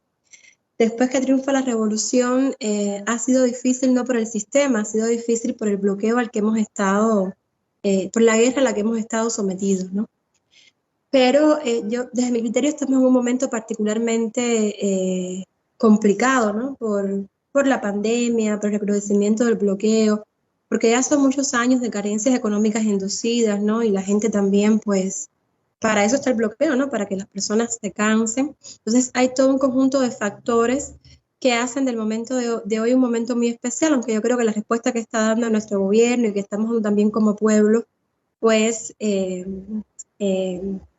vamos a salir adelante, ¿no? O sea, no soy pesimista en relación con la realidad cubana. Nos quieren embarrar de pesimismo, pero yo no soy pesimista en relación con el futuro del proceso, ¿no? Y del proyecto en Cuba. Jorge, tú preguntabas qué priorizar, ¿no? Dentro de la estrategia para contrarrestar las campañas de desinformación. Yo creo que debemos hacer como hacen también ellos, ¿no? O sea, no se crean que ellos producen información únicamente para un sector de la población. O sea, ellos no producen información solamente para un sector de académicos o intelectuales con determinada formación, ¿verdad? No, ellos están, y de hecho, esa es la característica del contexto contrarrevolucionario actual. Y cuando nosotros hablamos de una contrarrevolución de nuevo tipo, a eso es a lo que nos estamos refiriendo. O sea, hay campañas y hay matrices producidas en todos los formatos y para públicos diversos. Entonces, hay medios, por ejemplo, como Cibercuba, por ejemplo, Hay medios que tienen un formato muy basal, prácticamente se mueven sobre la base de chismes, ¿verdad? De sensacionalismos, incluso de linchamientos mediáticos a líderes cubanos, a revolucionarios que participan en las redes. Hay figuras producidas, influencers producidos en Miami que tienen un discurso abiertamente dirigido a esta comunidad que ha ido creciendo y se ha ido alimentando en el odio hacia la revolución cubana y que no salen de ese discurso que tiene un rasero muy bajo del castrismo y la dictadura y se están muriendo de hambre y bla, bla, bla, ¿no? Entonces, eso, pues hay información producida para esos grupos, porque esos grupos no se van a sentar a leer un artículo de un intelectual cubano, ¿verdad? Haciendo una propuesta económica de cómo la economía cubana tiene que abrirse al capital privado de manera radical, ¿no? Entonces, eso no se lo van a leer, ellos se van a leer el chisme de que si tal artista se quedó en no sé dónde, de que si, no sé si me explico, ¿no? Entonces, para esos sectores hay un tipo de información que se produce dirigida específicamente a ellos, pero para otros sectores que tienen otros intereses, que tienen otra formación, que jamás se van a identificar, como tú decías, con ese lenguaje que nosotros llamamos en Cuba el chancleteo, ciberchancleteo decimos, ¿no? O sea, porque ese lenguaje es un rifirrafa y yo te digo, yo te ofendo y tú me ofendes a mí, yo te digo esto y todo eso, ¿no? O sea, hay sectores en Cuba y sectores fuera de Cuba, como ustedes mismos, por ejemplo, que jamás se identificarían con esa crítica mal elaborada, burda, vulgar, ¿verdad? Que es una caricatura, que como tú decías es muy fácil encontrarle pues los despuntes, los descosidos, ¿no? Hay entonces un conjunto de información que se produce para estos otros sectores de intelectuales académicos que tienen otro nivel, por decirlo de alguna manera, que manejan otros discursos, ¿verdad? Entonces, para ahí, pues hay personas que producen esos otros artículos muy bien elaborados, incluso con discursos progresistas, que se tiñen de izquierda, ¿verdad? Y que son muy moderados en relación con la crítica a la revolución que hacen. Ellos no hablan de castrismo, ellos no hablan de dictadura, ellos hablan de que, bueno, pues tiene que haber, es natural la pluralidad política y por lo tanto tenemos que tener muchos partidos para que tengan espacio la derecha, el centro, ¿verdad? Entonces ellos dicen, por ejemplo, que tenemos que, no sé, o sea, es un discurso muy bien elaborado que no cae en los lugares comunes de este discurso mediático de más baja factura, de estos personajes que andan, que son influencers en Miami, tienen toda una parafernalia, ¿verdad? De chismes, no, ellos son incluso algunos intelectuales muy respetados en determinados contextos académicos. Y entonces, bueno, pues obviamente hay un discurso diferente producido para ellos. Mi opinión, ¿cuál es? Mi opinión es que yo creo que todo lo que se puede hacer para apoyar a Cuba, primero, para eliminar el bloqueo, que es la principal dificultad que nosotros tenemos, todas las acciones que se puedan hacer para denunciar el bloqueo económico y que además se intenta convertir en un tabú, o sea, intentan, como decía Jorge, creo que ya no está, intentan presentar la idea de que el bloqueo no existe, de que el bloqueo es una justificación del gobierno cubano para taponear sus propios errores. Todo eso se dice, ¿no? Aunque el mismo Obama llegó a Cuba diciendo que había que levantar el bloqueo. Si el bloqueo no existe, ¿de qué bloqueo estaría hablando, no? Entonces, de alguna manera, pues, yo creo que, vaya, yo no tengo carrera diplomática, yo no manejo la política exterior del gobierno cubano, la política del Estado en esos planes. Yo estoy hablando sencillamente desde mi postura, primero como cubana, después como alguien que ha estudiado un poco estos temas. Yo creo, muy humildemente en ese sentido, que lo más importante es apoyar a Cuba en la lucha contra la eliminación del bloqueo. Y entonces en ese apoyo a Cuba en la lucha contra la eliminación del bloqueo, toda la información que se pueda brindar, toda la denuncia que se pueda hacer es muy importante. Segundo, yo creo que hay que identificar cuáles son esas matrices de opinión que hay sobre la realidad cubana y dar la batalla en el plano de las ideas, desde mi punto de vista, ¿no? O sea, A lo mejor no responderle a fulano de tal específicamente, que no quiere dialogar, además que lo que quiere es pues trolear. Muchas veces hay troles, hay bots, etcétera. Pero sí hay una matriz de opinión que está intentando fabricarse sobre el Estado cubano como un Estado represor. Yo creo que nos corresponde, ¿verdad?, como revolucionarios o como simpatizantes de la revolución cubana, pues colocar nuestra matriz de opinión y pues hablar realmente qué está pasando en Cuba. Cómo no fueron protestas espontáneas del pueblo cubano, ¿no? Cómo hubo también hechos vandálicos, o sea, hubo personas que apedrearon a otras personas, hubo personas que apedrearon instituciones públicas, o sea, hubo un grado de violencia, pero además un grado de violencia fabricada. Ahí están las capturas de pantalla de esos grupos en Telegram, donde les orientaban cómo salir vestidos, o sea, qué hacer, a dónde ir, cómo actuar en las calles. O sea, no me pueden decir que eso es espontáneo, o sea, y no me pueden decir que esos grupos representan el pueblo de Cuba, que en su mayoría estuvo en sus casas, ¿no? Y otros salimos, otra parte del pueblo de Cuba, yo estaba en Cuba el 11 de julio, salimos a la calle a defender la revolución ante el llamado del presidente, que además también ha sido un llamado muy manipulado, ¿no? Dicen por ahí, el presidente mandó a los cubanos a fajarse entre ellos, o sea, no, o sea, el presidente hizo un llamado que es el llamado del pueblo de Cuba de enero del 59, la revolución la vamos a defender en las calles, ¿no? Si es necesario. Entonces, no es, y eso a quien le molesta, bueno, pues, no fue un llamado a que los revolucionarios, a que los cubanos odiaran, ni mucho menos, o sea, es una convocatoria de lucha que, independientemente incluso si lo hubiera hecho o no, yo creo que muchos las íbamos a asumir y las asumiremos como un imperativo, ¿no? Entonces, en ese sentido, yo creo que todo lo que se puede hacer por conocer realmente la realidad cubana, por ahí empieza, ¿no? Por no quedarnos con lo que dice cualquier medio, por buscar qué medio es ese, qué información maneja, quién paga ese medio. Ustedes eso pues lo conocen con más claridad que nosotros. Quién paga el medio es determinante, ¿verdad? ¿Qué intereses responde? ¿Quiénes están detrás de los medios? ¿Qué están diciendo? Y bueno, ¿qué medios podemos utilizar para informarnos? Y ahí está Granma, que tiene ya, o sea, que está en digital, que se puede acceder desde cualquier parte del mundo. Y ahí está Cuba Debate, y ahí están otros medios cubanos, ¿verdad? Y ahí está contactar con los revolucionarios cubanos que conozcan. O sea, ¿qué se puede hacer para buscar una información más verídica, más real, más objetiva, ¿verdad? Sobre lo que está pasando en Cuba? Eso es un primer paso, Jorge. Y en segundo, ¿cómo amplificar esa información de medios que no tienen los recursos con que cuentan nuestros enemigos para viralizar cualquier información contra Cuba, para viralizar cualquier campaña de desinformación sobre Cuba?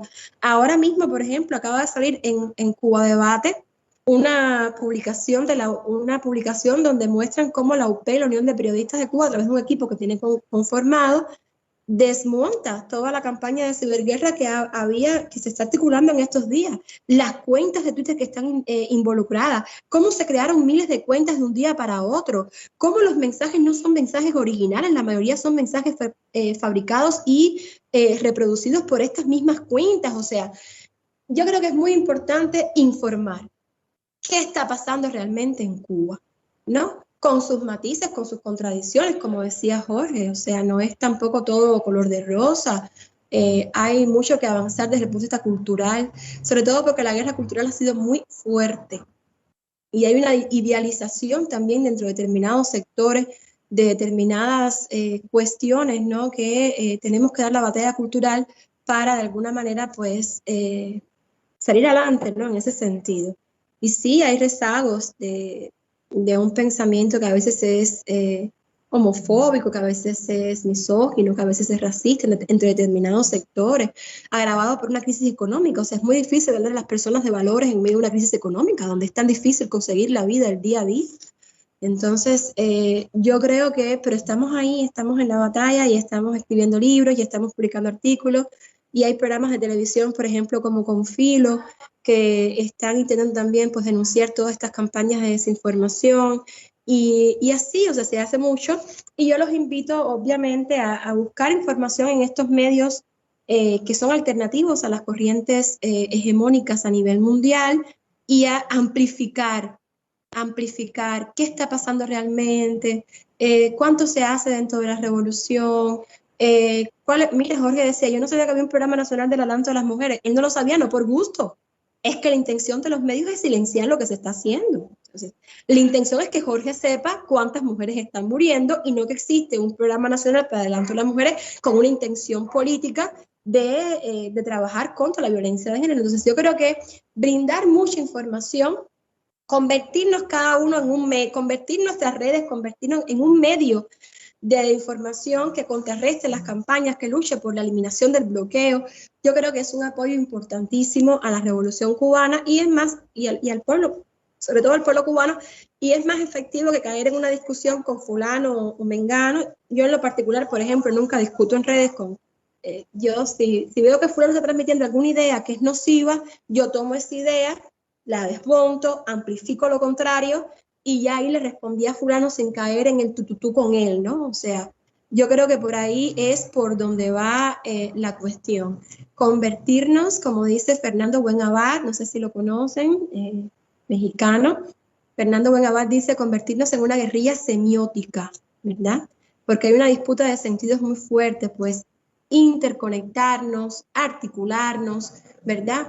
Para poder contrarrestar todas estas campañas de desinformación.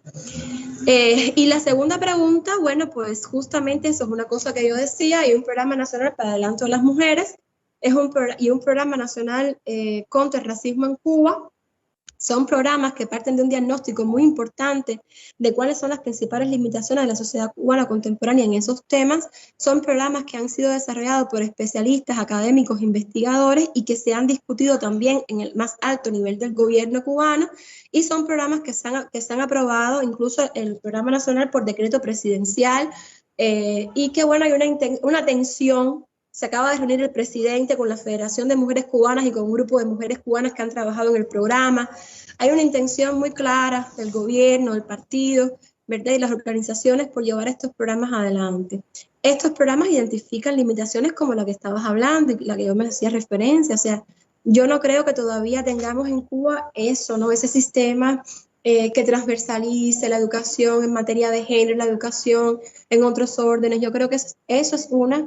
Aunque obviamente estamos en una sociedad que al no ser una sociedad dividida en clases, pues obviamente hay todo un conjunto de atenuantes a las diferencias que puedan ir surgiendo, porque Jorge dice, bueno, hay grupos que se expresan de manera despectiva con relación a otros grupos, ¿verdad? Pero yo digo, sí, o sea, como parte de las culturas pasa eso, pero no podemos ver que en Cuba haya una discriminación institucionalizada. No, o sea, no hay leyes, no hay una discriminación institucionalizada, no funcionan así nuestros centros de trabajo, no funcionan así nuestras escuelas, ¿verdad? No funcionan así nuestros espacios públicos. Sí queda como rezago esa mentalidad, porque estamos en un mundo bombardeado culturalmente por todos esos antivalores. Los cubanos están muy expuestos a eso también ahora con las redes. Pero yo creo que la intención de la institucionalidad cubana y de las estructuras del poder en Cuba es trabajar para ir eliminando esas cuestiones. Son cuestiones que están todavía pendientes, que están ya contempladas dentro del programa nacional, por ejemplo, que es sistémico, que es intersectorial, que implica educación con salud, todos los sectores, ¿verdad?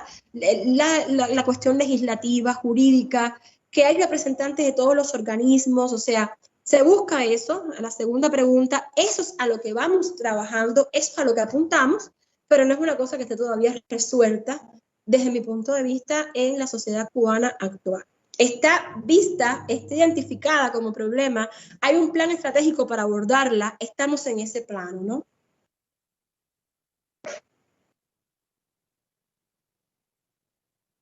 Bueno, era lo que tenía que decir respecto a esas preguntas. Gracias, Karima. Está la mano levantada de Irazú. Irazú Díaz. Abre tu micro. Sí, aquí ando. Hola, ¿qué tal?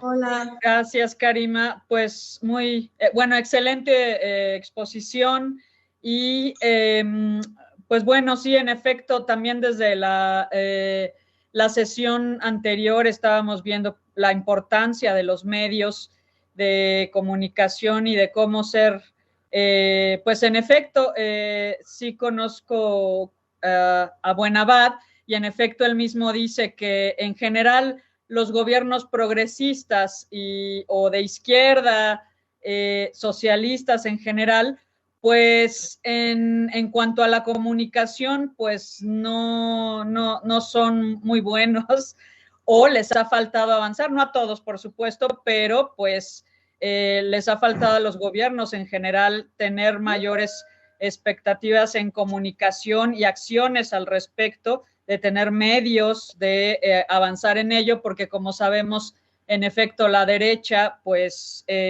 tiene la mayoría de los medios corporativos, ¿no? Y predomina tienen los recursos económicos y predominan esos discursos pues en contra de los gobiernos de izquierda, por supuesto, y hasta han hecho golpes de Estado, sin duda, pero además también en contra, como lo comentábamos, de pues los temas como de las mujeres, por supuesto, los feminismos, la diversidad sexual, que pues tendrían que ser también banderas muy importantes de nuestros movimientos de izquierda y gobiernos, ¿no? Entonces, y que no lo son aún, ¿no? Inclusive de líderes de izquierda latinoamericanos, pues estos temas por situación generacional o cualquier otro motivo, pues no son temas importantes, ¿no? Entonces, pues qué bueno que en estos seminarios los hemos tocado, y por sin duda en Cuba, la revolución y el CENESEX y todo lo que han avanzado ahí en ese sentido, pues es muy valioso, ¿no? Y también quería, justo en esto, pues lo hemos platicado un poco con Mariela y con las compañeras de Transcuba, pero también desde tu perspectiva o mirada, pues también cómo han lidiado o cómo han caminado con los feminismos de algunos grupos que son trans excluyentes, que excluyen a las mujeres trans y que pues que siempre ha existido, pero que a veces hay olas de agresiones y violencia en contra de las mujeres trans en distintos momentos de nuestras historias, ¿no? Entonces, pues, cómo han lidiado con ello también, ¿no? Y debatido y dialogado esto para, obviamente, pues que no siga sucediendo, porque esto en nuestro país y en muchos otros de Latinoamérica, pues, pues hace que haya odio hacia las mujeres trans, agresiones, violencia, y en nuestro país, lamentablemente, como en otros de Latinoamérica, pues somos de los más altos índices de crímenes de odio hacia la población de la diversidad, pero sobre todo hacia las mujeres trans. Bueno, déjame decirte que ayer presentamos el libro, esta antología que les compartí aquí en La Habana, y Mariela refería un dato, Mariela fue quien presentó, refería un dato que yo no conocía, y es que en Cuba son más los crímenes contra mujeres que contra, mujeres heterosexuales, que contra mujeres trans o contra personas de otra orientación sexual, ¿no? Y eso para mí fue un dato muy, muy interesante, ¿no? Yo creo que como parte de toda sociedad que ha tenido la impronta heteropatriarcal muy, muy fuerte, todavía se resisten, ¿no? Determinados estereotipos y determinados prejuicios en nuestra sociedad, y obviamente las poblaciones trans pues han sido objeto también de este tipo de discriminaciones y de prejuicios, ¿no? Y de violencias también incluso.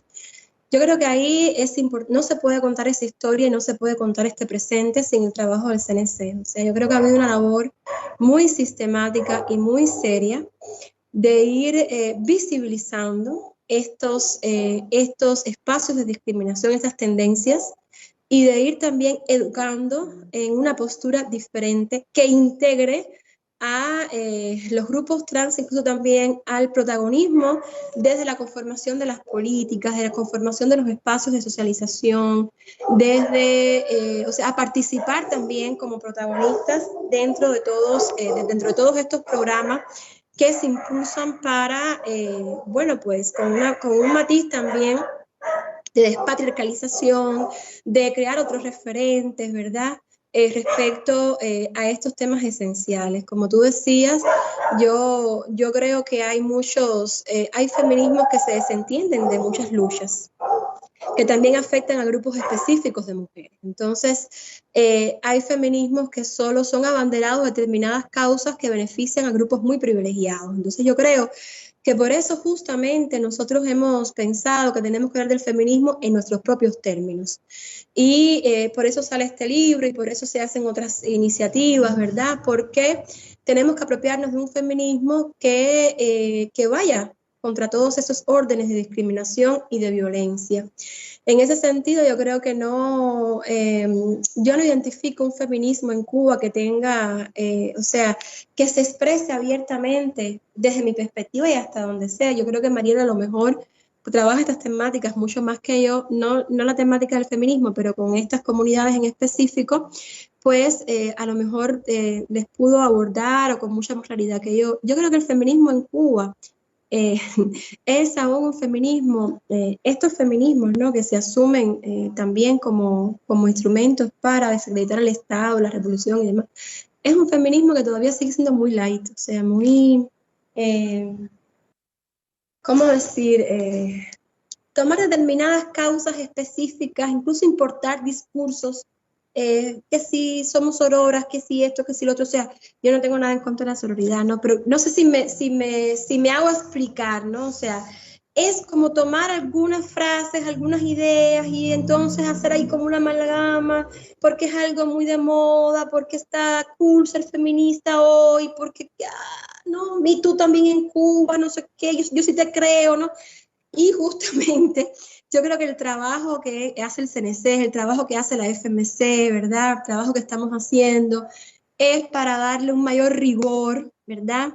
Y lograr un mayor compromiso de una perspectiva feminista, primero que se parezca a la Revolución Cubana, segundo que sea mucho más seria en sus abordajes, tercero que se meta contra todos los órdenes de discriminación y violencia, ¿verdad? No que solo para un grupo específico de mujeres, no, o sea, de hecho, en una de las reuniones con el presidente que tuvo lugar a raíz de los hechos del 11 de julio, que fue allá en la FMC, a mí me encantó. Malú, que es una mujer trans, muy vinculada al trabajo ahí del CNC y de la FMC y todo, cómo ella cuenta toda su historia de vida y cómo ella cuenta cómo ha habido un movimiento desde cuando ella empezó a cómo está ahora y cómo ella habla con un desenfado sobre la realidad que están viviendo los grupos trans en Cuba, pero cuenta desde una perspectiva muy crítica, cómo ha sido objeto de discriminación y cómo ha sido objeto de violencia, pero no se queda ahí, que es donde se quedan los discursos contrarrevolucionarios, porque ya, o sea, hablan de LOMAP como si la historia de la Revolución Cubana hubiera terminado en LOMAP. No sé si conocen lo que fue LOMAP, si no tenemos tanta propaganda. Pero hablan de LOMAP como si fuera lo último que pasó en la Revolución Cubana, y de LOMAP para acá ha habido muchísimo, se ha hecho muchísimas cosas, y está el CNC, y está todo un proceso de repensarse todas estas cuestiones, y ella cuenta de su historia de vida justamente ese proceso. Y cuenta el respeto que tienen, que reciben y la atención que reciben ahora por parte de nuestras instituciones, de nuestras organizaciones, en una historia que ha tenido lugares de dolor y lugares de sombra, tampoco lo podemos desconocer, pero que hay una intención y una voluntad política de superar esas limitaciones, porque no puede verse más que como limitaciones culturales importantísimas que hay que superar, porque la revolución tiene que ser feminista, porque la revolución tiene que ser antirracista, porque la revolución no puede ser, o sea, no se puede permitir la homofobia dentro de la revolución y el rechazo a ningún grupo por su orientación sexual, por su identidad de género, o sea, no podemos convivir con eso. Como tú decías, la revolución tiene que ser abanderada de todas las causas justas y ninguna causa es más importante que otra. Entonces, eso yo creo que se está trabajando mucho, pero todavía falta hacer de eso una fiebre en nuestras escuelas, en nuestras instituciones, que se respire eso en los medios de comunicación, que se hable de eso en nuestra prensa, ¿verdad? Sin desconocer, no es una perspectiva del odio, ni una perspectiva de la confrontación entre grupos, no, yo creo que tiene que ser desde la perspectiva de abrir nuestra mentalidad, de integrarnos, de articularnos, de relacionarnos de manera diferente, de aprender a amarnos de manera diferente, de aprender a respetarnos unos a los otros, Y en ese sentido yo creo que por ahí hay mucho trabajo que hacer todavía, pero como siempre digo, yo defiendo el proceso cubano, no por lo que el proceso cubano, no solamente por el proceso cubano es y ya logró, sino por las condiciones de posibilidad que crea para seguir trabajando y para seguir logrando cosas. Entonces, en ese sentido, pues hay mucho trabajo que hacer todavía, porque obviamente han sido poblaciones que en determinados momentos donde había menos claridad, educación, sobre todos estos temas tan importantes, tan sensibles, han sido grupos que también han vivido dosis de discriminación y de violencia que no podemos permitir en la sociedad cubana, ¿no? Y dentro de un proceso revolucionario. Yo creo que comprender la interconexión de todas estas cuestiones es una cuestión de orden, es una cuestión fundamental. Pero no, el rechazo no viene tanto por parte de los feminismos, te digo, el discurso feminista en Cuba, de estos feminismos que prestan más atención, es un discurso que enarbola, sí, o sea, la cuestión de la raza, la cuestión de la identidad y todo lo demás, pero todavía es un discurso, si te pones a leerlo y a estudiarlo, todavía es un discurso muy, muy manipulado, muy superficial, muy snob en muchos sentidos, ¿no? Y realmente por eso es que yo digo, tenemos que meterle ahí el coco, como decimos nosotros, la cabeza, a producir un feminismo más en nuestros términos y que pueda también confrontar ese tipo de posturas, como tú dices, que son muy excluyentes en otro sentido. Pero ya te digo, la exclusión no ha venido tanto por parte, desde mi punto de vista, de estos feminismos en específico. Mariela contaba una experiencia, pero bueno, ella tiene mucho más experiencia que yo en ese tema, de grupos en que ella estaba y se decía, pues había desigualdad dentro de los propios grupos y estaban los hombres homosexuales con un estatus determinado y al final las que estaban en un estatus mucho más desfavorable eran las mujeres trans. O sea, cómo se reproducen dentro de los mismos grupos que han sido históricamente excluidos, se reproducen también los órdenes y las lógicas de la exclusión entre ellos mismos. Entonces, yo creo que la revolución tiene que ir de eso, o sea, de combatir la lógica excluyente, de combatir la normativa excluyente, para donde quiera y en cualquier dirección. Yo les pongo, ya para terminar y no cansarlos, un ejemplo muy, muy cortico. Yo soy mestiza, mi padre es negro, mi madre es blanca, y bueno, yo una vez voy a un grupo de interracialidad de la Sociedad Cubana de Psicología, y yo llego, y ahí me llama la atención que todos son mujeres negras, y comienzan a hablar, y no, porque ellos, y no sé qué, y están hablando de las personas blancas, y yo levanto la mano y digo, bueno, espérense, pero yo, o sea, no me identifico con ese discurso, porque yo creo que la cosa no es contra los blancos, la cosa es contra los valores de una sociedad, la cosa es contra el racismo de manera general, ¿no? O sea, no es contra los blancos en particular, la cosa es contra el racismo, y por supuesto que si hay que responder a determinada persona que asume una posición racista, no se trata solamente de agredir a esa persona, se trata sobre todo de desmontar el valor, o sea, de desmontar la lógica de la exclusión, ¿verdad? Y ahí, y yo digo, porque yo no puedo sentir ese odio que yo respiro contra las personas blancas porque mi madre es blanca, por ejemplo, toda una parte de mi familia es blanca, ellos me educaron en los valores de la exclusión, o sea, tampoco es que todos los blancos sean unos racistas, no sé, hay que desmontarnos de eso, ¿no? Tenemos que empezar a hablar y a dialogar unos con otros. Y bueno, yo fui prácticamente excluida y silenciada en el grupo, entonces, de alguna manera, yo creo que se trata no de reproducir entre nosotros mismos los órdenes de violencia, sino de resignificar las relaciones de manera general para que tengamos sociedades mucho más inclusivas de manera general.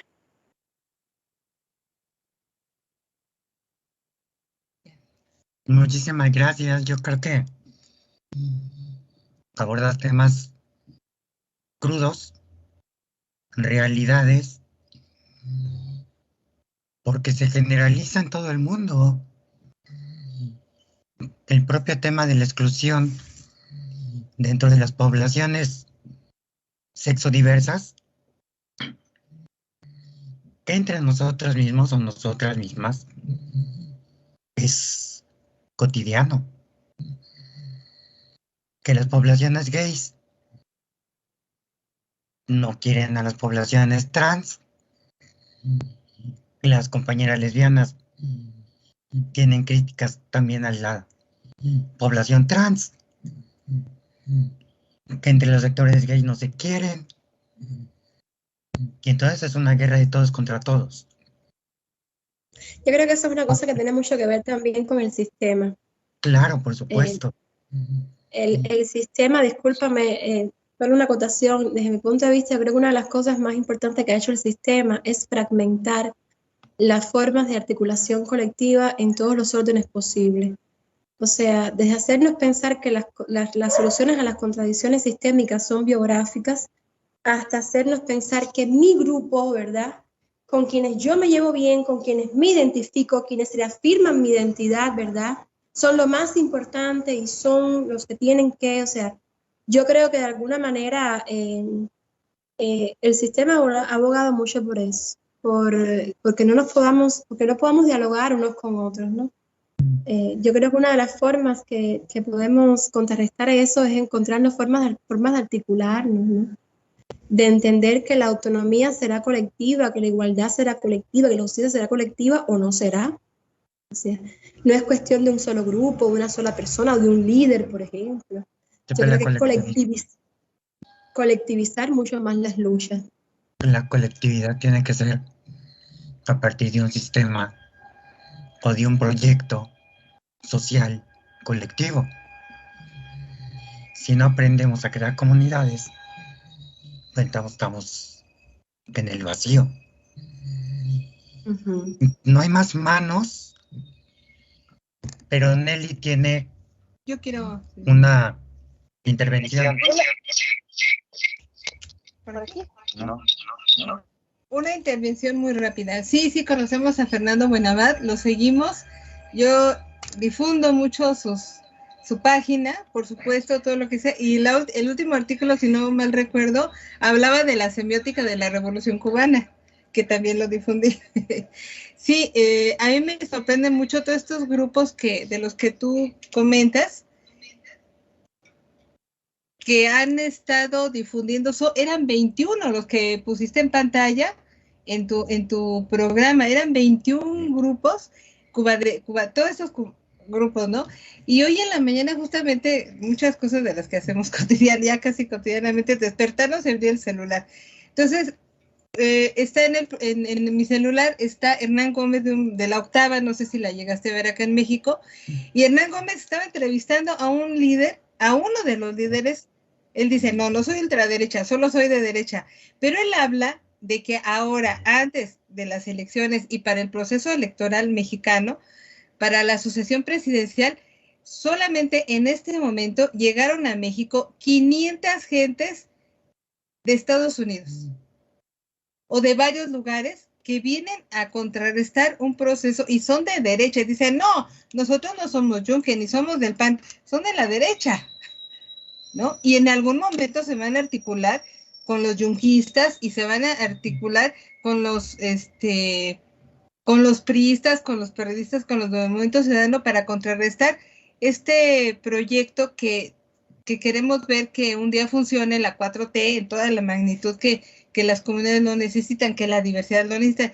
Pero hay una embestida, esto que dices tú, yo parecía que en mi mente estaba viendo todo el programa, ¿no?, de la ultraderecha que está aquí pues dispuesta a acabar con todo, a socavar todo, cualquier unidad, cualquier acto de liberación social, están aquí para reventarlo, ¿no? Entonces está sucediendo en Cuba con toda esta gente, en México lo está sucediendo. El mismo López Obrador en un momento dijo que porque se les financiaba a esos grupos, ¿no?, de la ultraderecha, que además son académicos, son periodistas, y que siguen financiando y que ya es público este financiamiento. Entonces, esta ultraderecha financiada y ultra aconsejada en Cuba ha sido una pesadilla, en México es una pesadilla, y creo que tenemos que tener como un proyecto también de mirar esa política que quiere reventar todo, que quiere acabar con todos estos intentos libertarios, con toda esta revolución libertaria y de derechos, ¿no? Eso es todo. Gracias.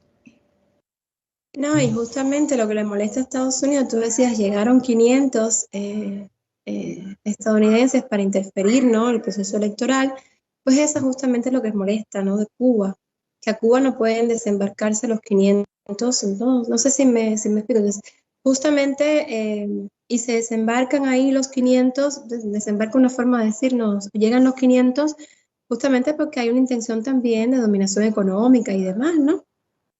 De influir en la política también para controlar la economía, que en definitiva es lo que le importa al capital. Al capitalista lo que le importa es la economía, ¿no?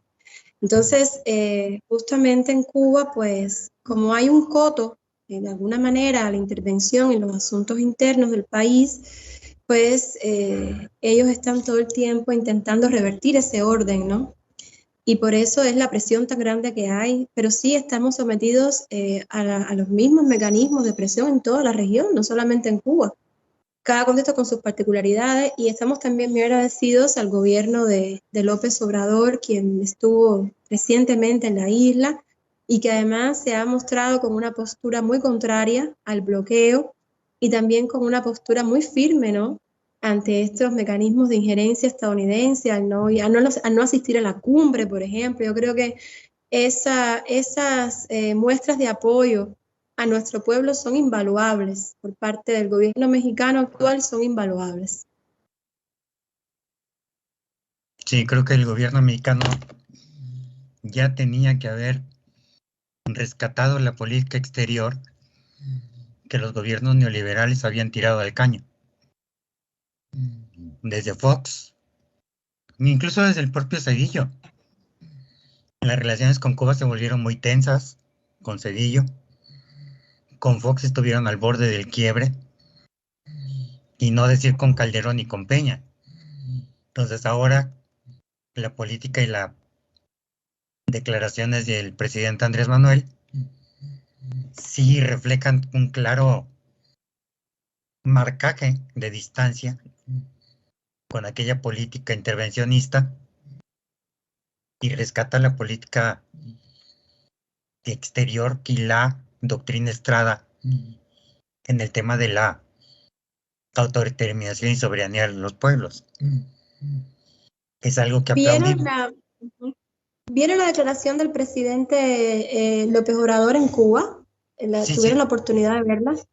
Sí, la vi. Una clase muy bonita de historia de la relación de nuestros pueblos. Yo creo que yo que he estado en varios lugares del continente, en ningún lugar se respira ese sentimiento de camaradería incluso hacia Cuba como en México, ¿no? O sea, en todas partes hay grupos que simpatizan con Cuba, con la Revolución Cubana, pero esa historia también de hermandad de nuestros pueblos, yo creo que es algo que distingue la historia también de nuestros países y que López Obrador rescató muy bien en ese discurso allá en Palacio Presidencial. Sí. La historia entre Cuba y México, pues nos unen lazos de toda la vida. Desde incluso antes de la llegada de los españoles. Hay datos de que había intercambio comercial entre los mayas y los pueblos taínos de la isla a través del mar.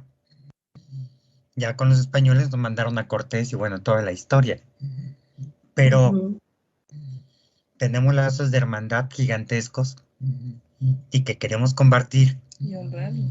Queremos compartir, enriquecer y transformar más allá de la hermandad a un tema de compromiso y solidaridad con Cuba, con el proceso revolucionario cubano, no en el tema abstracto de amistad, sino de hermandad política, por convicción política. Jorge, levantado la mano. Jorge, ¿tienes la mano levantada o no la has bajado?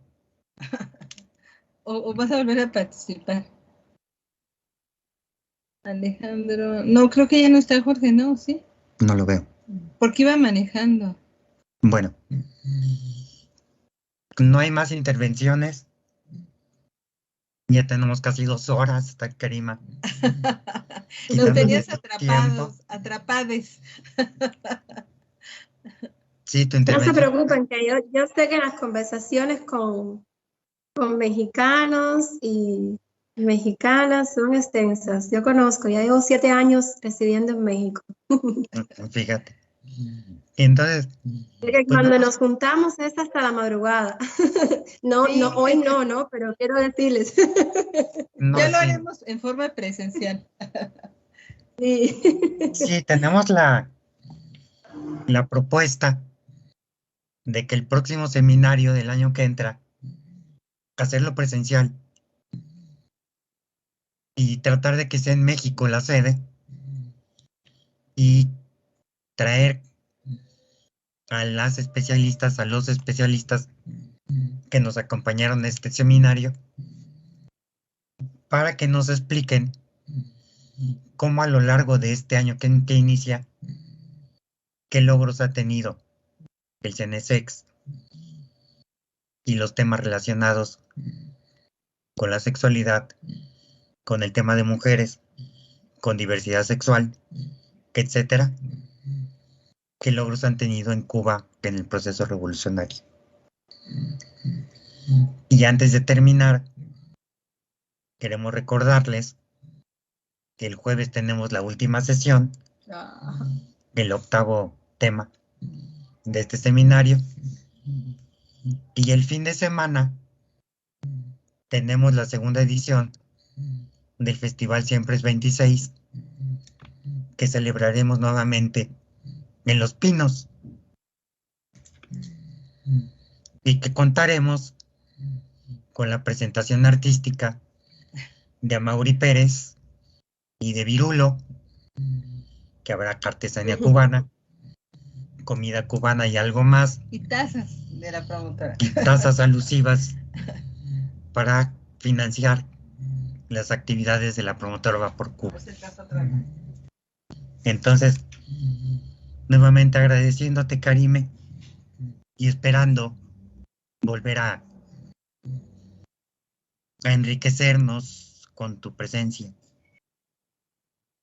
Bueno, cuenten conmigo siempre que pueda, pues ahí estaré. Estoy muy cerquita de ustedes porque vengo mucho a Cuba y paso tiempo aquí bastante, pero bueno, resido allá en México.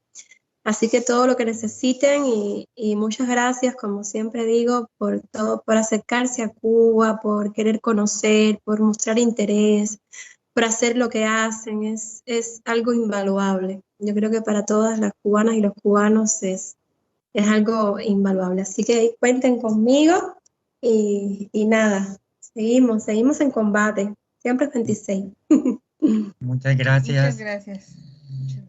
Muchas gracias por todo y pues nuestro compromiso de seguir luchando por Cuba y su revolución. Y un placer también hablar contigo, escucharte, conocer tu opinión. Toda esa información que nos has dado también es muy importante y pues nos atrapaste, ¿no? Hasta rebasamos el tiempo. Muchísimas gracias. Gracias a todas, todos.